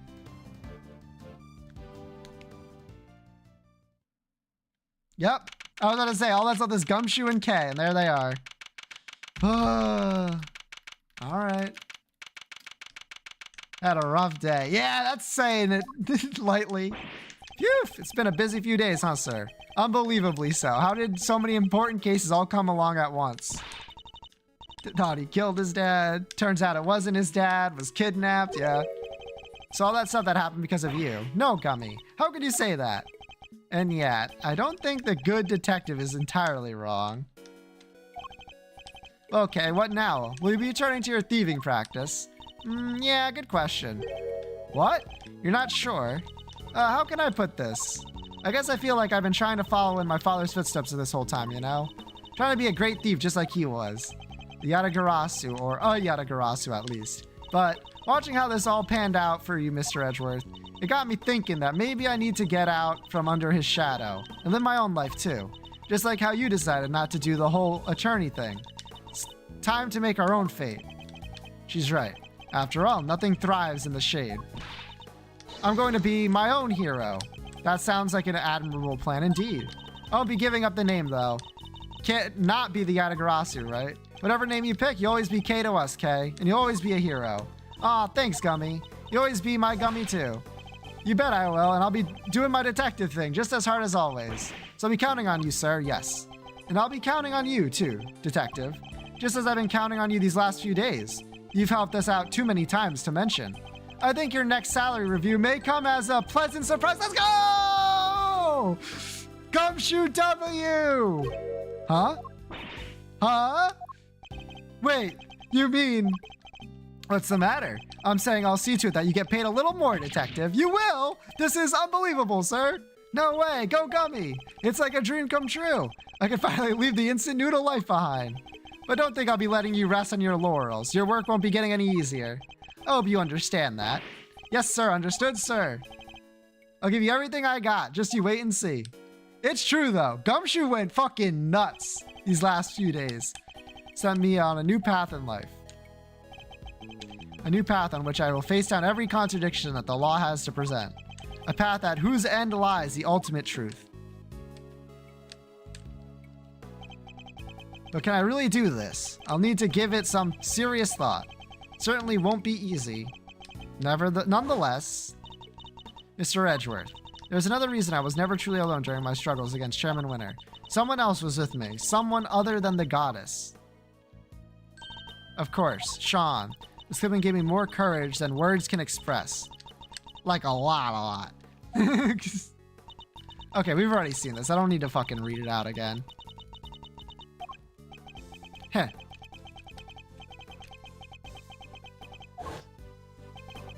The strength of my bonds. Bros being like, I am the protagonist of Metaphor Fantario. I almost forgot. What is it? I was trying to find other members for my Yatagrasu team, right? I do vaguely remember something about that. I never even found a single one. We were going to be unstoppable in our quest to steal the truth. So much for that little pipe dream. You're kidding, right? You already have a team. A team that can solve any case the world cares to throw at it, huh? Yeah, I guess I do. The prosecutor, the detective, and the great thief. Between the three of us, we can hunt down the truth, put it in handcuffs, and steal it once and for all. I can't help feeling a little sorry for the truth, in that case. As long as the three of us stick together, we got nothing to fear, right, Mr. Edgeworth? Indeed. Nothing at all. Kay was never seen again. My father followed his own path right to the end. And now I follow a path of my own making, too. But not alone. I have some colorful companions to help me. As long as they're beside me, I won't lose my way. It's a new path and a new me. And I'll be walking it as a prosecutor, not an attorney. My father's path and mine are different. Yes, we know. But they're not as separate as they may seem. I feel like this last bit has like repeated the same message like 4 times. Because of course. Both end at the truth. Yup.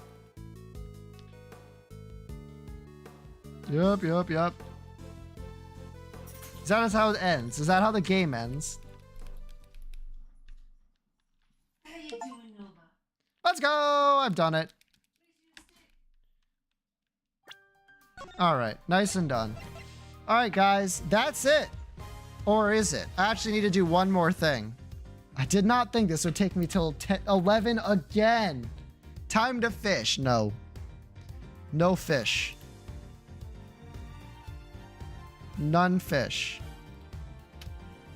It's icicle time. I got 24 minutes. You got this. Evil Eye. One day you'll spell it right, but yes. Revelation. Nope. Item room. Yes. Pass. No. Active. Item room only? Box of spiders. Damn it. It is a tier 1, so it's bad. Dead fish? That's not even... That's a trinket. Animal Crossing Island Tour. Bro, I would have to spend like an hour cleaning up the island. But it's not like I don't own Animal Crossing. I do. All right. Pony is not in there. I don't know. I typed P in because of Lemon Mishap. I think that's like a tier 2 one now. But it is yellow, which helps us get something. It's tier 0. Well, it is yellow. Whoa, wait, what the fuck? Whoa. It's yellow? Yellow. Spacebar item. Butter is a trinket. The other lemon thing has creep again. Coin? Ooh. What is it called? It's like half or like crooked penny? Shit. That's yellow beige. Okay. Golden razor? I think it's possible. 1 second. Coins? Yeah. It's literally golden razor. All right. Sometimes it's just that easy. All right. The left hand. We learned about that yesterday. We did learn about that yesterday. Ring. Cap. More than 8. Not red. Is gray. From repentance. Fuck. Okay.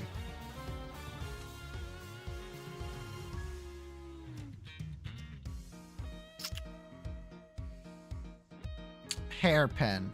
That's not more than 8. That's like exactly 8. No, it's 7 even. One day I'll be able to do math. Kids drawing is, I think that's gray. Silver dollar? Floor enter. Yikes. Sigil of Baphomet does something like that. Silver dollar? I literally just put that in. What am I thinking? Lens. Telescope lens isn't. Flat file. Yeah! Easy, as they say.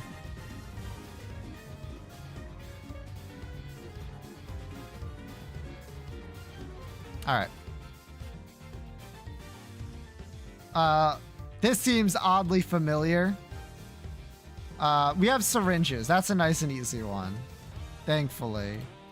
One-time use spacebar items. This feels extremely familiar, as a matter of fact.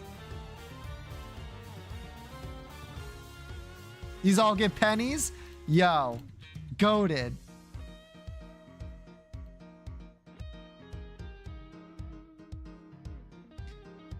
I guess the color blue. That would have been a good one. Easy. Turns out, learning that Capricorn gives you coins, pretty good for this. Who would have guessed? All right, I actually don't know what these are today. Fairy Steel Fighting, Evolved by Item, Kanto Electric.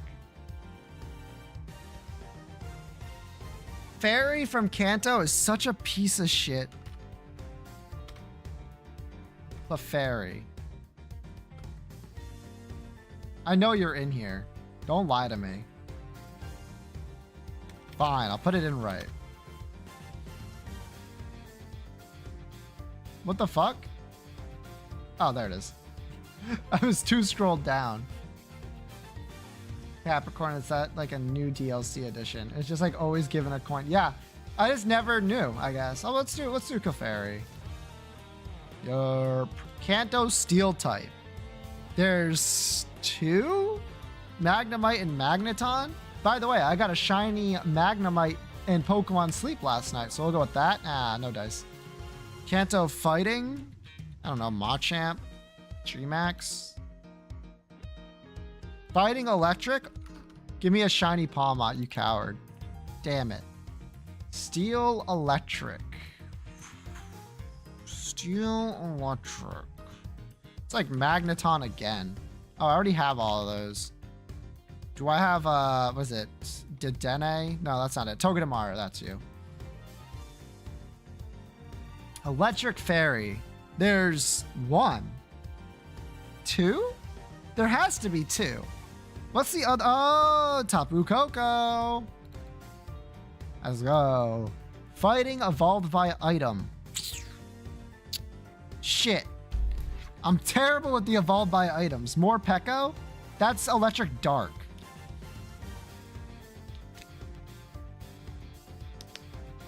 Fighting. You right, I know. Fighting Evolved by Item. Fighting Evolved by Item. Oh, easy. Urshifu. Steel Evolved by Item, like all the steel types in the like initial games. Like I could go like Magnezone if I wanted to.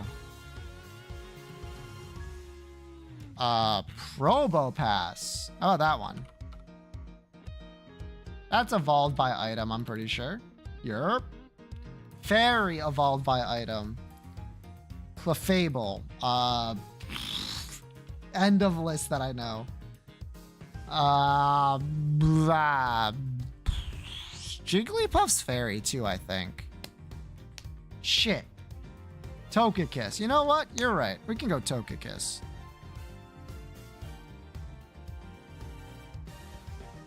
Nice. No shinies today. No big deal. Have yourself one of these. Tomorrow I don't stream. So I will see you all on Tuesday. Tuesday. What will we be doing? I don't know. I'll figure something out. Until then, have a great Monday. I'll see you then. Bye-bye.